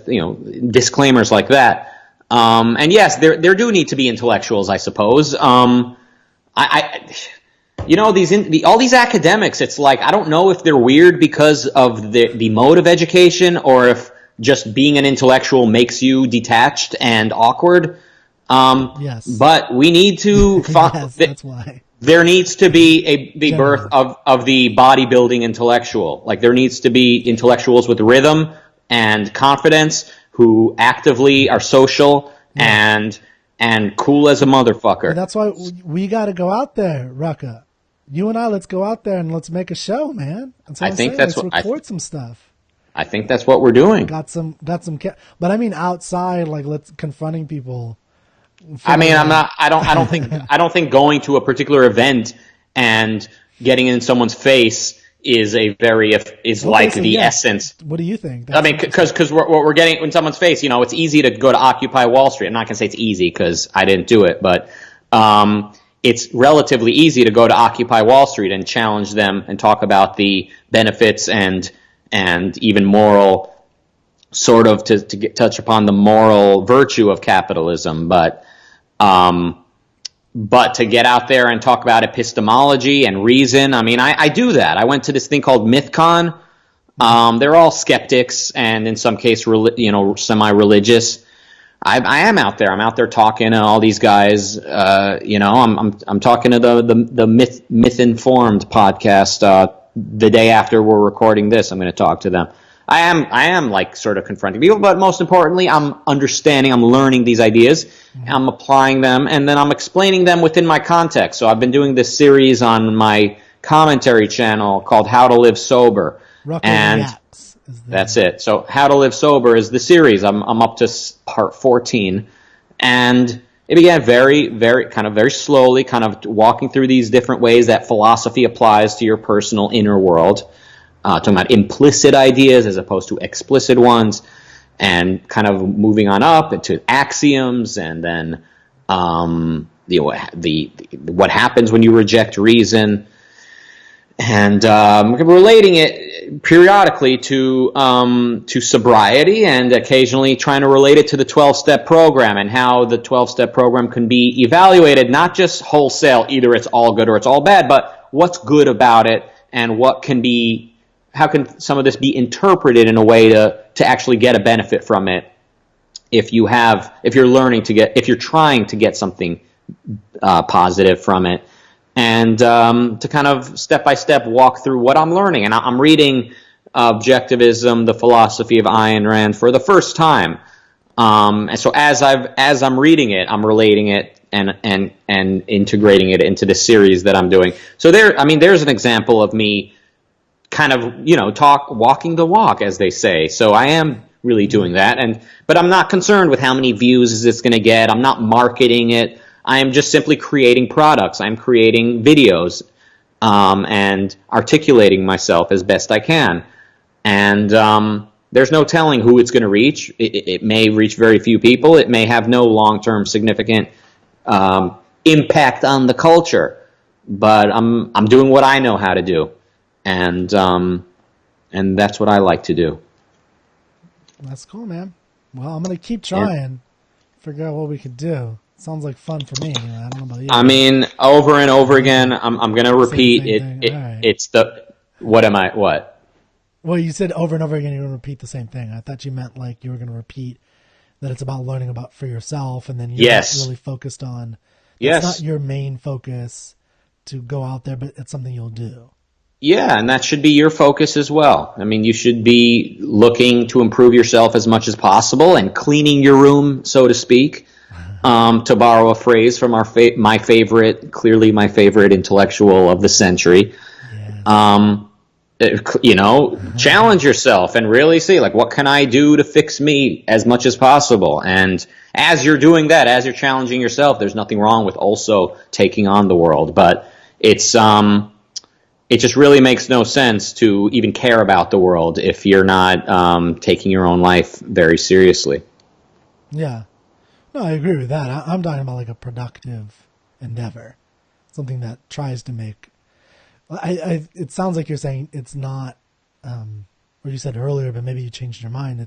It's not necessarily the right focus to have that as the productive career of your life, to try to impact the culture through objectivism, which, by using the ideology, or like to have that as a career. And I don't know that I agree with that, but I do think that there's realms that you can do this in. Like, I think you can make impacts in art, and you are doing that. And so I agree, you're doing that. It's awesome. I'm doing it kind of by accident. I'm just doing what I enjoy doing, and it's influencing a certain number of people. I mean, I get emails all the time saying, "Oh, I read Rand because of you." But also, people bullshit a lot, especially young people. They love to write fan mail and say "I was gonna kill myself, but then I saw your video, and now I'm a fucking Fortune 500 CEO." So. Wait, is that true? No, not. I mean, I'm exaggerating, of course. See, I found the game, and that the game is fans exaggerating the positive impact that I had on. So there's the game, and we took it to an extreme. No, we gave me an opportunity to explain what I just did there. It is reaching people. I think the history of philosophy rap is like my favorite thing that I've done. It's just so it integrates these different aspects. Again, do you think I sat one day and said, "Oh, how do I reach the culture?" It's like, no, fuck that. I said, this would be a cool thing to create. This would be what I would want to see. This is so everything's right with this. What do you want to create next? Just the music, or is there anything else you want to create? I think probably both. What I'm doing is the music as well as the sort of commentary series and conversations like this one. And over time, who knows what's next? I might get into public speaking or something, or whatever opportunity presents itself. How many commentary videos have you done like this? Like what? Like what we just did, this kind of discussion. I've done some very long ones. Me and Charles, too, have spoken for many hours. I've done other long interviews. Yeah, I've done quite a handful. More of those? Yeah, I'm always down. I don't have as long as it's interesting, as long as we're doing something challenging, I'm down. Nothing wrong with that. Okay. Mm-hmm. Yeah. I was just thinking maybe one thing is we can try to get a list of people to have conversations with. Mm-hmm. We can have, they go on your show and then we try to get them on mine later or something and have different conversations or something. Like, because part of the issue of this kind of show or this kind of thing is getting enough people to keep it going. What do you mean getting enough people? Like getting to keep enough it going? interesting people on the show to talk to. Have you? Yes. You must have met you must know a lot more interesting people than me. I don't find. I hate to sound bleak and negative, but I find very very many people not interesting. Well, that's my point. I'm agreeing with you. I'm saying part of the Oh, difficulty that's what you're saying. is finding those people. So that's So I think they're out there. I think as a good conversationalist, you can, as long as they're somewhat intelligent, you can make an interesting conversation. But well, start by being the most interesting person you can. Pick up The Ominous Parallels, read it, see Jordan Peterson in the 19th century philosophers, and then look up the book and say, I'm going to go fuck him. That's what you need to do. Don't worry about finding other interesting people. What do you mean fuck him? Wait, are you talking to me, Kirk? Or are you talking Yeah. I'm saying, what do you want me to do? Who do you want me to fuck? Yeah, Peterson. Don't apologize for him. Peterson? Don't. Yeah, Okay. that's exactly right. Okay. Challenge yourself. Be hard hitting and direct. 40 hours, and most of it was challenging Peterson for sure. Yeah, but I still had to tell you. Here's how he rejects reason. I mean, it seemed like we had some unclarity on that. I agree with you. I think I wouldn't. Even, I would argue that I probably went even a little deeper in my discussion with his thing. Like I had some very deep disagreements with him, like intense. I actually there's one, I think on chapter 5 or 6 when he talks about order your own kingdom before you order the one about serial killers. Mm-hmm. I read, for each one of his chapters, I read at least a book, sometimes 2 or 3 books. On that one, I went like really in depth, the Columbine killer one. And I actually accused him of being intellectually dishonest, like purposefully. And I didn't know any other way to get at it. So, because have you read the book 12 Rules for Life? No. So there's a paragraph where he talks about Carl Panzram, the serial killer from the early 1900s who went around and Peterson was making the argument that the reason Carl Panzram went on this thing was because the world was unjust to him and he suffered, and which is true. He was brutally, he was betrayed in his childhood. He went through the foster system, was brutally raped and beaten over and over and over again, and he came out of the system completely furious at humanity. And he wanted to he didn't want to kill individuals. He wanted to make humanity, Peterson talks about this a lot, like the essence of like mankind itself, like the thing mankind, not individuals, but that idea. He wanted to make it suffer and hurt because he had hurt. I think there's something interesting in what Peterson's saying psychologically, but what he did, I really didn't like, because I really studied this, is he then talked about Eric and Dylan, Eric Klebold and Dylan, not Dylan Thomas, the poet, Dylan, whatever, Columbine guys. Yeah, the 2 Columbine guys. Mm-hmm.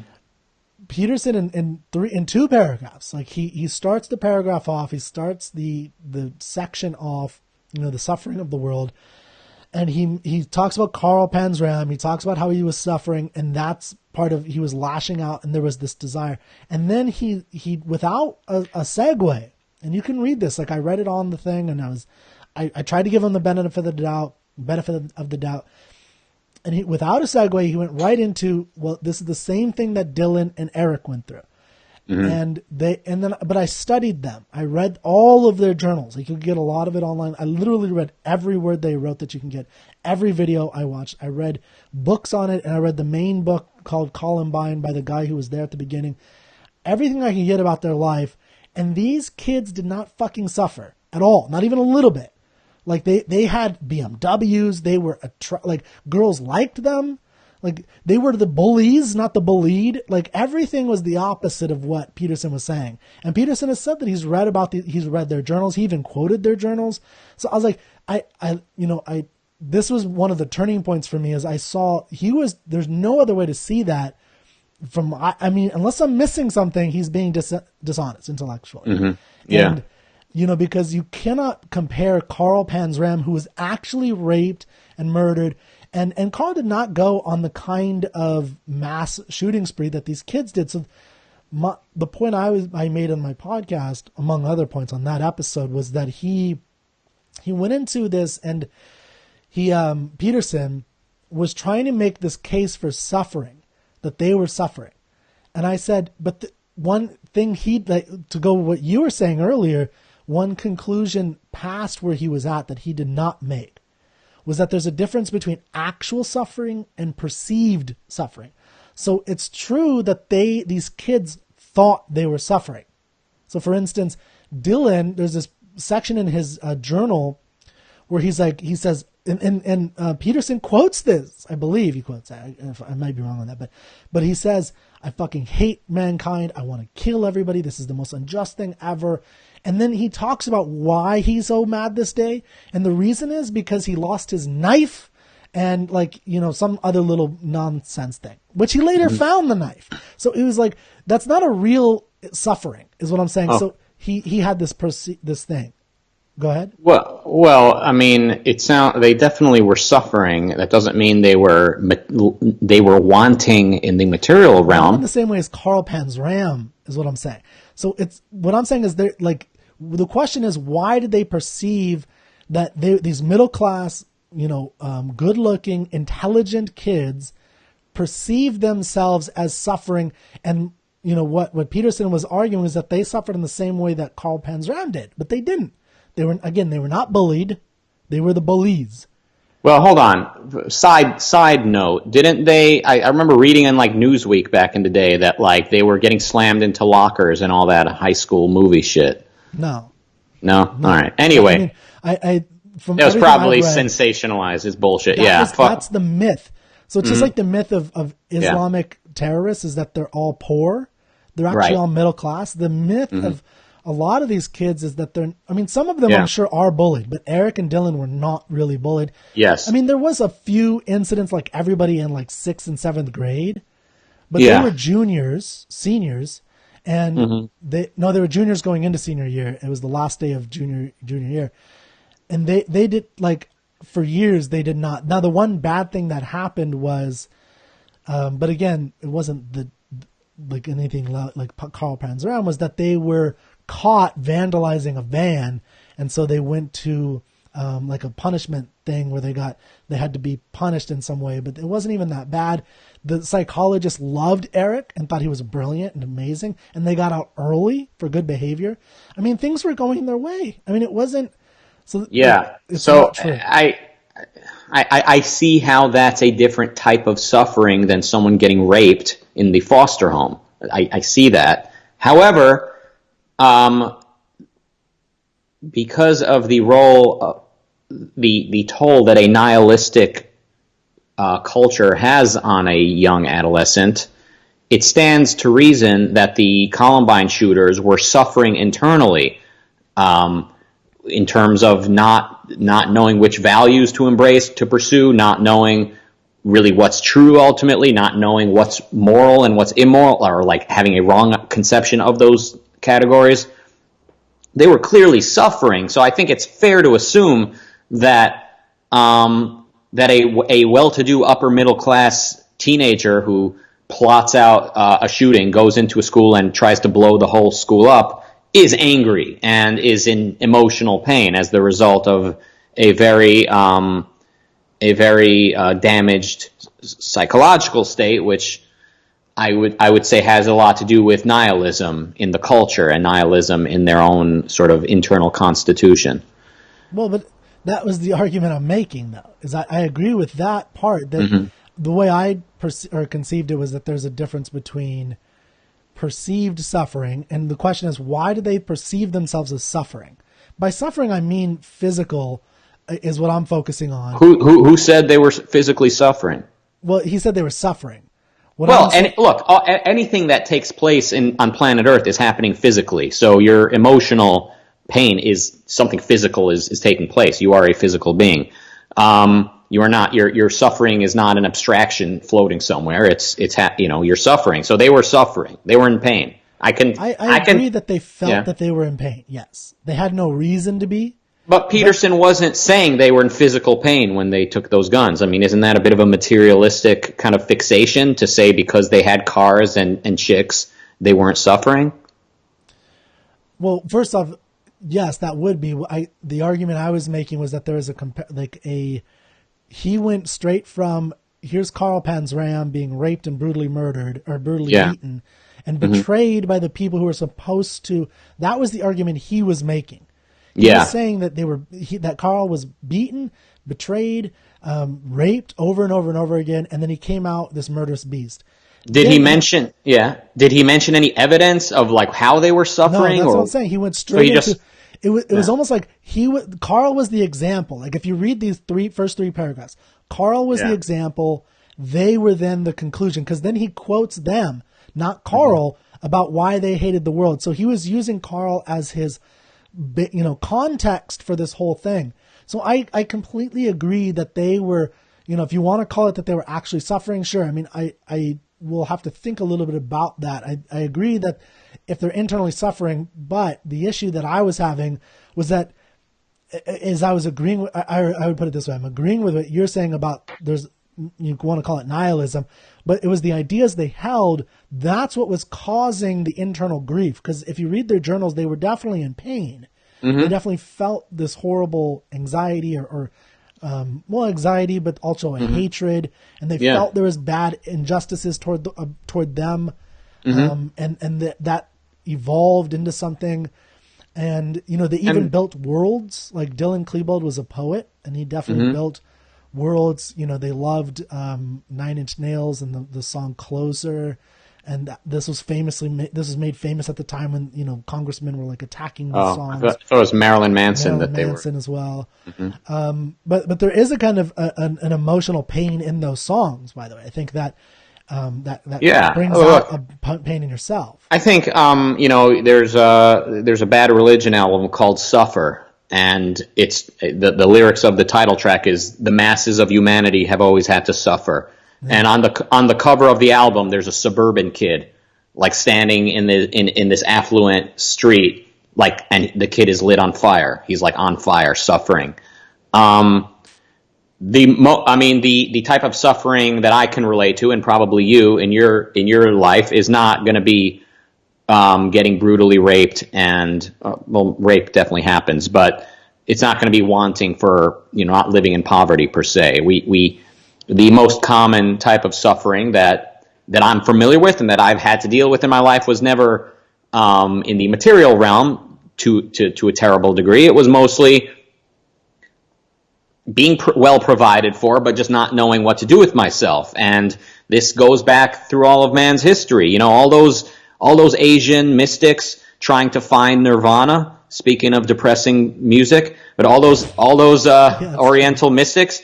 What were they just hungry? Did they not have any food? Were they just wanting for material good, or were they getting raped at the time that they were trying to deal with all that suffering? No, they were presumably, they had shelter over their head, and now they were just figuring out what do I do with myself? Should I just meditate here? What should I be doing with myself? And what they were lacking was philosophy. They were lacking reason and a clear understanding, a clear grasp of reality. That's why the grasping reality is such a essential part of being a man, of living on earth.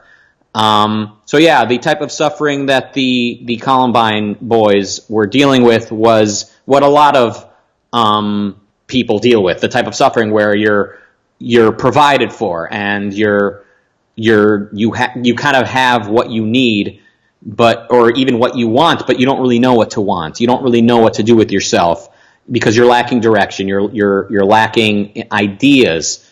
So I'm not saying that Peterson. Well, they didn't lack ideas, though, is part of the problem. They Columbine, the correct ideas, rational ideas. Exactly. But one of the things that was pointed out in the book Columbine was how religious the town was. It was actually one of the more religious towns in the area. It was a small suburban town. And one of the things he points out in the book, the 10-year anniversary of the book, is how these are always happening in these smaller religious towns where there's like a And because if you read Dylan, especially his journals, he is building a world that is based on the Christian mythology of heaven and hell, and he and Eric are the only saviors, and everyone else is, needs to be saved and demolished, and they're all horrible. So he's building it within this mythology and this framework that Peterson advocates, and that religious people advocate. And it's not a coincidence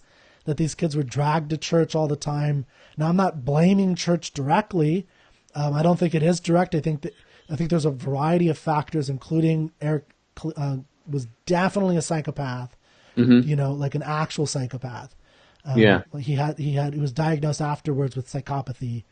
So anyway, I don't know enough about psychopathy and again, psychology being too young of a science for me to fully endorse in its current state. But look, you don't have to convince me that Christians often have had blood on their hands, and that radical Christians, or of radicals of any religion, can lose grasp of reality and do horrible things to the people around them. But I suspect that in the case of the Columbine boys, it was Nine Inch Nails and Marilyn Manson but really what those artists, what those things represent about the culture, the nihilism, I guess nihilism really says it all. Not blaming those artists at all, but that it is probably the influence of nihilism that led them in that direction. Just like if you go to a prison, all these guys have Jesus Christ tattoos on them. They love Jesus, but I think probably what made them abandon reason was not that they read too much John Locke and his conception of natural rights deriving from God. It's more the influence of modern philosophy and disintegration that led them to a life of short-sightedness and crime. Yeah, I mean, I can't remember the movie. I watched the movie. Listened to a lot of the stuff they listened to, but there is a movie that they loved. I can't remember what it's called. And if you watch it, I'll try and find it and put it in the notes or something. Or if you watch it, it's the most disintegrated, movie where this guy, it's basically plot elements happen at random times. One character becomes another character. It's really bizarre. It was somewhat popular at the time, and they loved it, in the late 90s. It was like the Stranded Road, or I can't remember. It's with a director who's very famous, actually. Like, keep in mind, sorry, did I interrupt you? Well, no, I was just gonna say, so I agree with you. Like, there's a they were taught this, you call it nihilism all the time, and yeah, that's part of it. I would say it's also how their brains were, misfiring or misintegrating is another way to look at it. But their mind, rather, as opposed to their brain, which sounds like it was a physical malfunction. Yeah. I think it was a philosophical error. I think after Sandy Hook, Peikoff had a special podcast episode dedicated to just that, and I think he said something along the lines of 150 years ago, we had crazy people as well, but the difference is they were surrounded by people around them saying there is reality, there is a right and wrong, don't go out and shoot people, do calm down and go to work. Like, they were surrounded by rational influences, whereas today in modern times, what does a crazy person have around him? People telling him, intellectuals telling him, hey, reality is whatever you perceive it to be, quote unquote perceive. Reality is whatever you think it is or feel it is.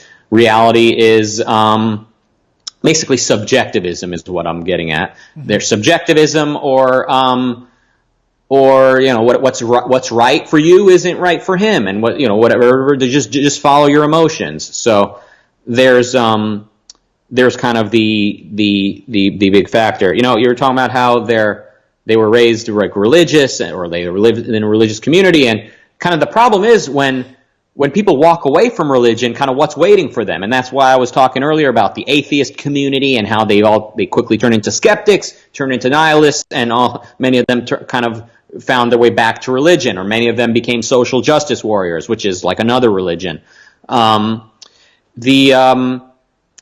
what was happening? The 90s are such a gross decade, by the way. So these guys, they were, to the degree they were probably rebelling against their religious upbringing. What do they see out in the culture? They see they see, you know, sadness and suicide and drug addiction as like the alternative.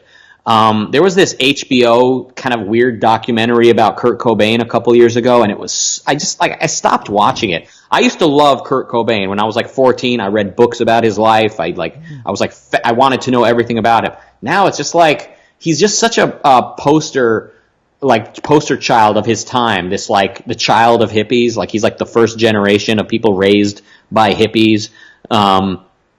He's just doing drugs from the time he was like 12, 13 years old, and writing poetry about like nonsense, like focusing on the grossest possible things he could focus on. I think he wrote in his journal that like the first time he had sex was with this like somewhat retarded girl. Wow. And that I read in one of his biographies that like, it may have been somewhat non-consensual or something, like she had complained about it, but they gave her a yearbook and said, point to the guy, and he had not gotten his picture taken. Anyway, I shouldn't speculate about a man who is no longer alive to defend himself, but there's just this so like nihilistic, like disintegrated attitude that stems from that whole grunge scene and all the music and all the kind of grimy art that comes out of these like hipster communities. They really are living in the Weimar Republic. They are the people. They are the avant-garde, if I'm pronouncing that correctly. They are the ones paving the way for totalitarianism, for death and destruction. And when you see one of them snap and just start killing indiscriminately, I mean, Adolf Hitler living in the 1990s in the U.S. might have also been a school shooter, The difference is the kind of political legitimacy that these people are given. Well, they admired the Nazis, especially Dylan or Eric Harris. Yeah. By the way, the movie is called The Lost Highway. 1997 movie, The Lost Highway, with Bill Pullman, actually. Wow. Yeah. So I don't know who that is, but okay. Sounds like I might have seen President him. in Independence Day. Oh, Perlman? Pullman. Luke? Oh, not the guy who looks like a caveman. He's the president in Independence Day. Okay, I don't remember. I remember him looking like Kennedy. But anyway, so I mean, you're right that like there's nothing else out there, and they latched on to like Nazi ideology. And one of the things that Peterson definitely quoted of Eric Harris was that this quote that's become famous of Eric Harris saying that, the Nazis had it right, but they didn't go far enough. Kill mankind, not just the Jews, kill everybody. Mankind does not deserve to live. Right. And what Peterson was arguing that I was, having an issue with, because I agree with you that ideas were the real problem. And Peterson was not mentioning that. He was saying suffering is the problem. And I was saying suffering may be a catalyst, but it's not. But because like I said, I think they perceived themselves as suffering when they weren't really genuinely suffering. I do think they're and what caused them to perceive that is important, and that perception could be real. But the teenage angst can be real for sure, and it is real. I should say, not could be. It is real. It feels horrible to be isolated and not know why. They were both very intelligent. So that makes them a little bit lonely a lot of times because you can't connect with people.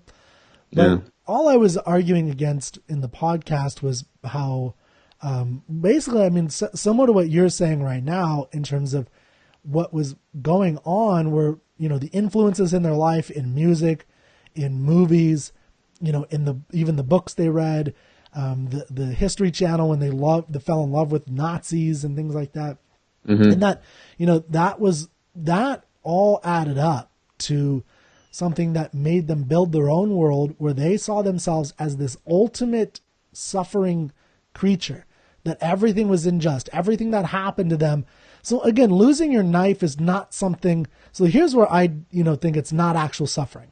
The big thing that Dylan Klebold was so upset about one day when he went berserk on his journal was he lost his knife and some other little thing like that, right? Or it was stolen, he said.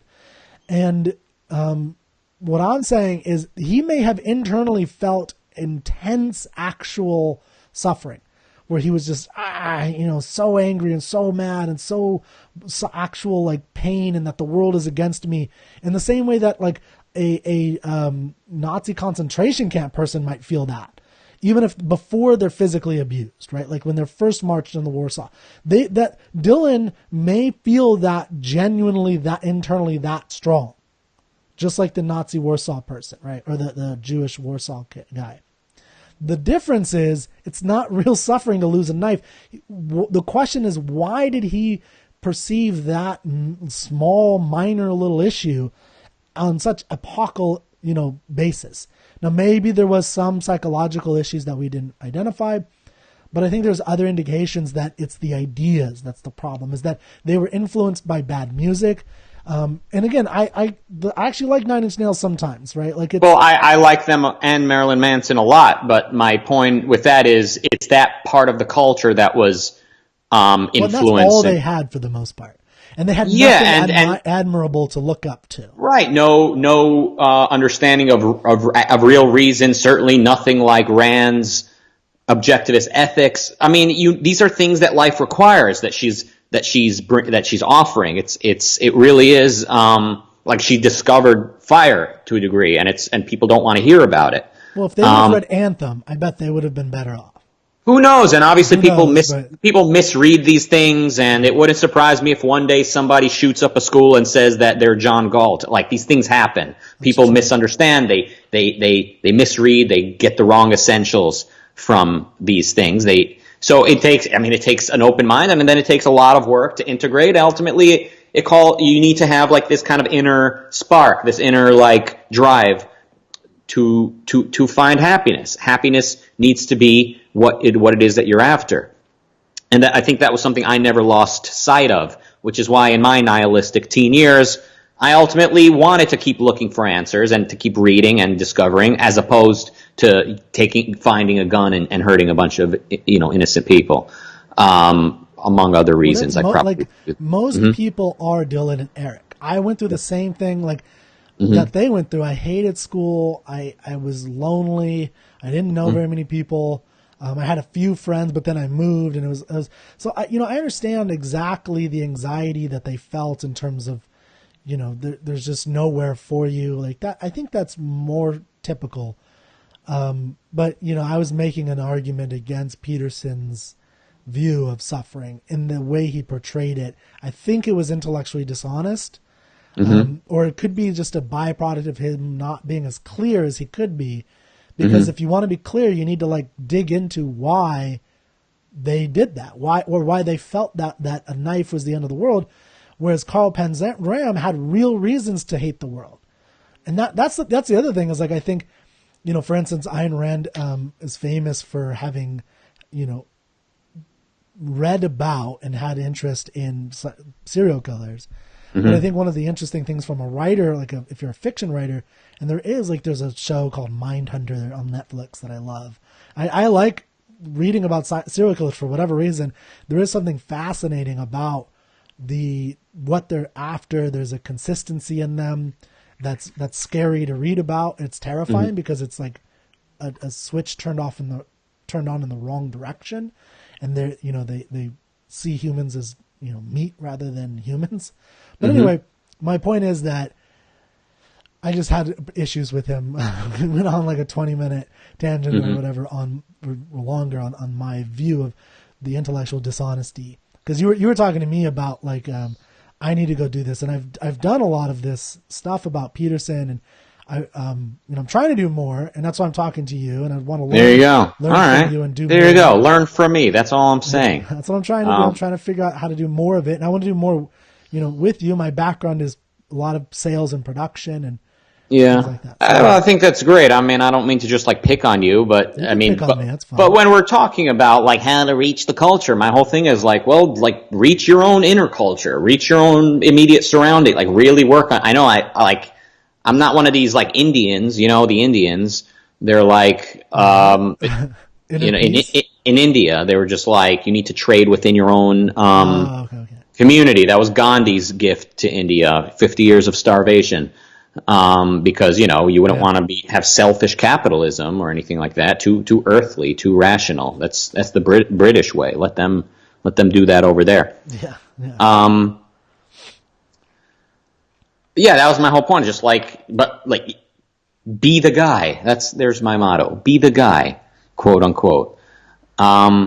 It is interesting how fascinated Americans are with Nazi Germany. The History Channel is constantly playing its stuff, and that's because it rates high, of course. Obviously, I know there's a lot of Why do you think that is, though? I agree that. I think a cynic would say, well, because the Jews work in Hollywood and they create these movies, but I think sort of psychologically Americans are going down the same path. Not to say we're going to wear those particular uniforms and target the particular groups that Hitler did, but there's a way in which we have the same philosophical trends that the Germans did, and in a way that we don't have in common with the Russians. So there is some, and I think the Nazis were much more Western, just like us. They look like us in a lot of ways. Their structures are like ours. We got our school system from theirs. As Peikoff pointed out, they're the land of poets and philosophers in the 19th century. So they were very they were the epitome of the culture of Western civilization in the 19th and 20th century, really. In a way that Russia is not. Russia was those Easterners. They were different. They were emotional to a higher degree. So I agree but go ahead. And so the direction that Germany ultimately went was a consequence of their philosophical influences, as I think Peikoff documents in The Ominous Parallels, and Peikoff also makes the point that America is disturbingly on a similar trajectory. Yeah. And I think maybe that's part of our fascination with Germany, with Nazi Germany, and in a weird way, it's like we can't quite put our finger on what's wrong with it. We know that racism is bad, right? That's all we can really say. In fact, the only moral absolute in American culture in modern times is that racism is bad and the opposite of racism is good.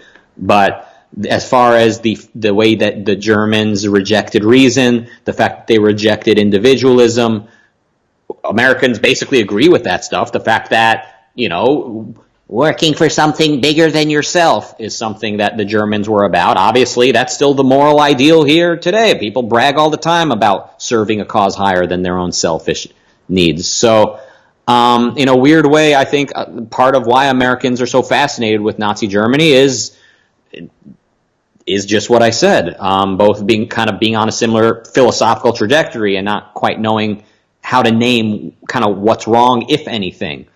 So again, this is why we're lacking in ideas. Probably the one difference between us and Germany is that we are once upon a time the nation of the Enlightenment. We are once upon a time the land of the individual, and that presence is still there.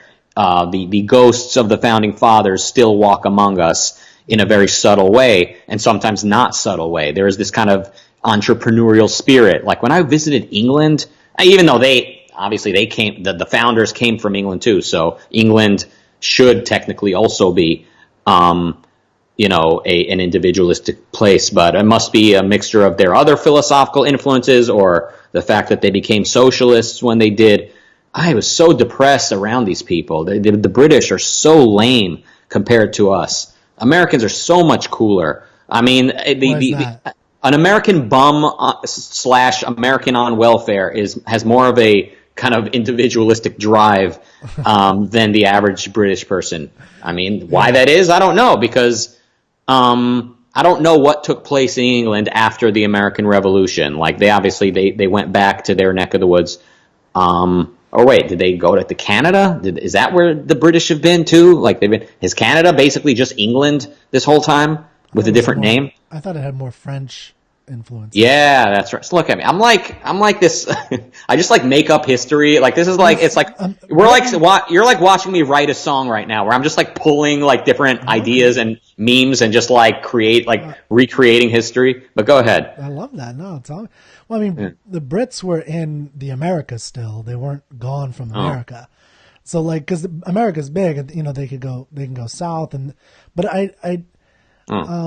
where the hell did they go? I Hold don't on. know exactly. Like, I think they spent more. Like, they went back to Britain, but they definitely spread. I mean, you get an empire, you know, shortly after that, and there's still an empire into the 1950s. So it's not like, you know, they probably went. I don't know the exact trajectory, you know, into.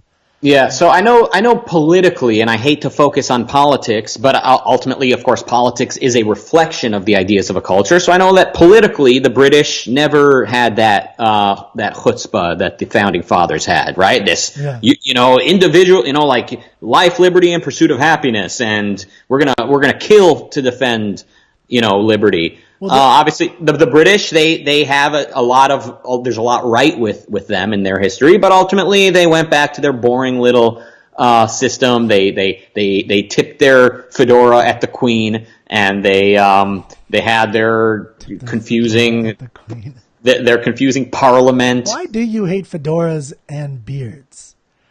Again, these are memes that I did not make up. This neck beards and fedoras. I don't know. I just hear that in your songs a couple of times. I was like, hey. Yeah, hey, I mean, I did. The stereotype is that offense. like the stereotype is that like skeptics and like these kind of modern gamers and like super socially maladjusted kind of drug addict / virgin / just like super unintegrated young men are like they have beards and fedoras and they're just very confused as to what they're doing. I had a fedora and a beard in college, so I mean that explains a lot. I guess so. Yeah, I don't know. Okay, yeah. So that's interesting. Britain went in that direction. I mean, one thing I would say is I think they're a little bit. They have a tradition that America doesn't have, right? Like they have 1,000 years of tradition, and that's one of the reasons why like George Washington said, "Don't get entangled," because there's long traditions. Like even just the royal families are all related, and there's so much going on. And America was the first country that was founded on an ideal. Right. There's never been a country that started with an ideal. Right. Like America, when it was founded, it fought and then it became this ideal. And the people who left, the Puritans who left, they were fleeing so that they could do what they wanted to do. So there is an element, I think, of independence. And there's a story and there's a book about Paul Revere that I really love. I think it's by Paul Hackett something. It's Paul Revere's Ride. It's a great biography. Like Paul Revere was much more interesting to me than the other founding fathers because he was more the active person, more the activist, more the he was a thinker, he was smart, but he was not a Thomas Jefferson thinker and or a John Adams speaker or anything like that. He was the salesman who brought everybody together, actually. And it's a very interesting story about him. But there's one moment in the Battle of oh man, what's the first battle? Where the shot heard around the world. Oh shit, I'm just drawing a blank. The town. What the hell is the name of that town? Anyway, well, so there's that first battle where the shot was heard around the world. Oh, did I lose you? No. Oh, okay. You were like so frozen. I thought you might be frozen. Oh. But he, so there's a moment where the soldiers, the Minutemen that were going out there, the Americans, they're going and nobody wants to fight the British because the British are they are British at this point. Like one of the things is Paul Revere did not come say the British are coming. He said the Redcoats are coming because the villagers, the colonizers were British. They did not see themselves as separate yet. So anyway, the point is that a lot of these, the colonels or the people in this slightly beginnings of an army, the Minutemen, they were defending. There was one incident or a couple incidents, and one in particular that was focused on in this book, where there was like a city, like a part of the village was burning, and the colonel didn't want to go fight yet. Like it was just all an act for him to some degree. And the other Americans there, and I think this is very epitomizing of what it means to be an American. They're all independent farmers, so they're all like entrepreneurial. It's all like, this is my shit, motherfucker. And they said, hey, and one of them was like, if you don't go there, we're going to kill you and go there anyway. So just go fight. You're our leader, but we're going there. And if you're not going to go do it, you're going to have to deal with us, and then we're going to go there, right? Yeah. And so it was kind of like this is our land, and Americans don't take leadership or, authority in the same way that like Britain and other places do. Like it took a while for Britain to get rid of their king. Mm-hmm. So where we were like, get out of here, king, fuck off. Mm-hmm. Like that's, yeah. The tea tax was not even a big tax. We just didn't like the authority of it. It wasn't like a judgmental tax. And we were not belligerent like the French in overthrowing the king, right? Like we were overthrowing the crown. Nuts, but yeah, but I mean they were belligerent. Head off. Yeah, but I mean they replaced the king or the queen or whoever with another dictator, right? Like was it Napoleon? Like didn't he just crown himself? Came to fix the problems in. So there's the 1789 revolution, and it was. I'm forgetting all these names.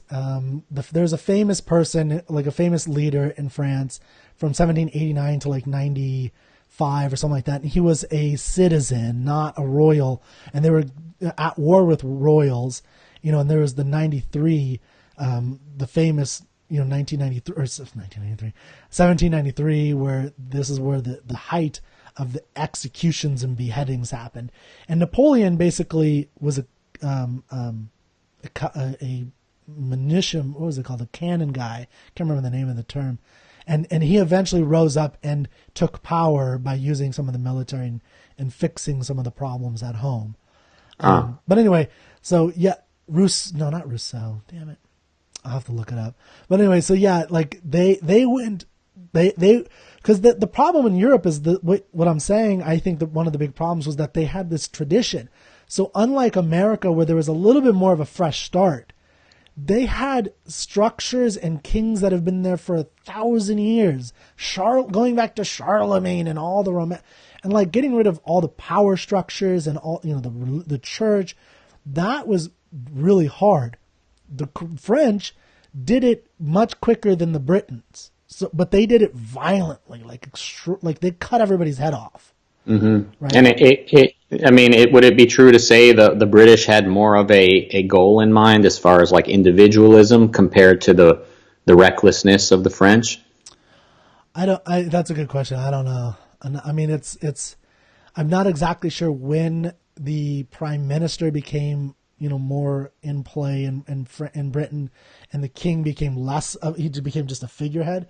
I mean, to me, it's still bizarre that they still have the fucking family. Like that's it is bizarre, yeah. And I've never liked it. The fact it's tax funded, of course, is ridiculous. I remember, when Prince William was getting married to his wife, I remember talking about that, and someone told me online, "Oh no, the money raised from tourism makes it worth it." Like what? Okay, so these guys over here need to pay taxes to support this family, but then these Armenians over here are selling bootleg merchandise outside the castle, and that makes up for the fact that these guys over here were forced to pay their it's ridiculous. I mean, it's crazy, but the idea is, and this just speaks to the British attitude, the lack of confidence, the insecurity, and the lameness, is that the idea is, having a royal family in place it keeps the country from falling into the hands of politicians. Is that right? Is that what they say? I think that's the rationale. I'm sure. We wouldn't want politicians to take over, because we can't trust those politicians, right? They don't come from our culture. No, those politicians, they all moved here from Mexico. That's who's in parliament. Maybe. I could see that. That's a good move. Yeah. All right, man. Well, it was a good conversation. I don't know if you have And I mean, I'm sure we could talk forever. I'm sure there's more we can discuss, but my fumes are a bit low at this point. So it was good talk, and let's talk again. All right, let's do it. Appreciate it. All right. Okay, I'll catch you later. See ya.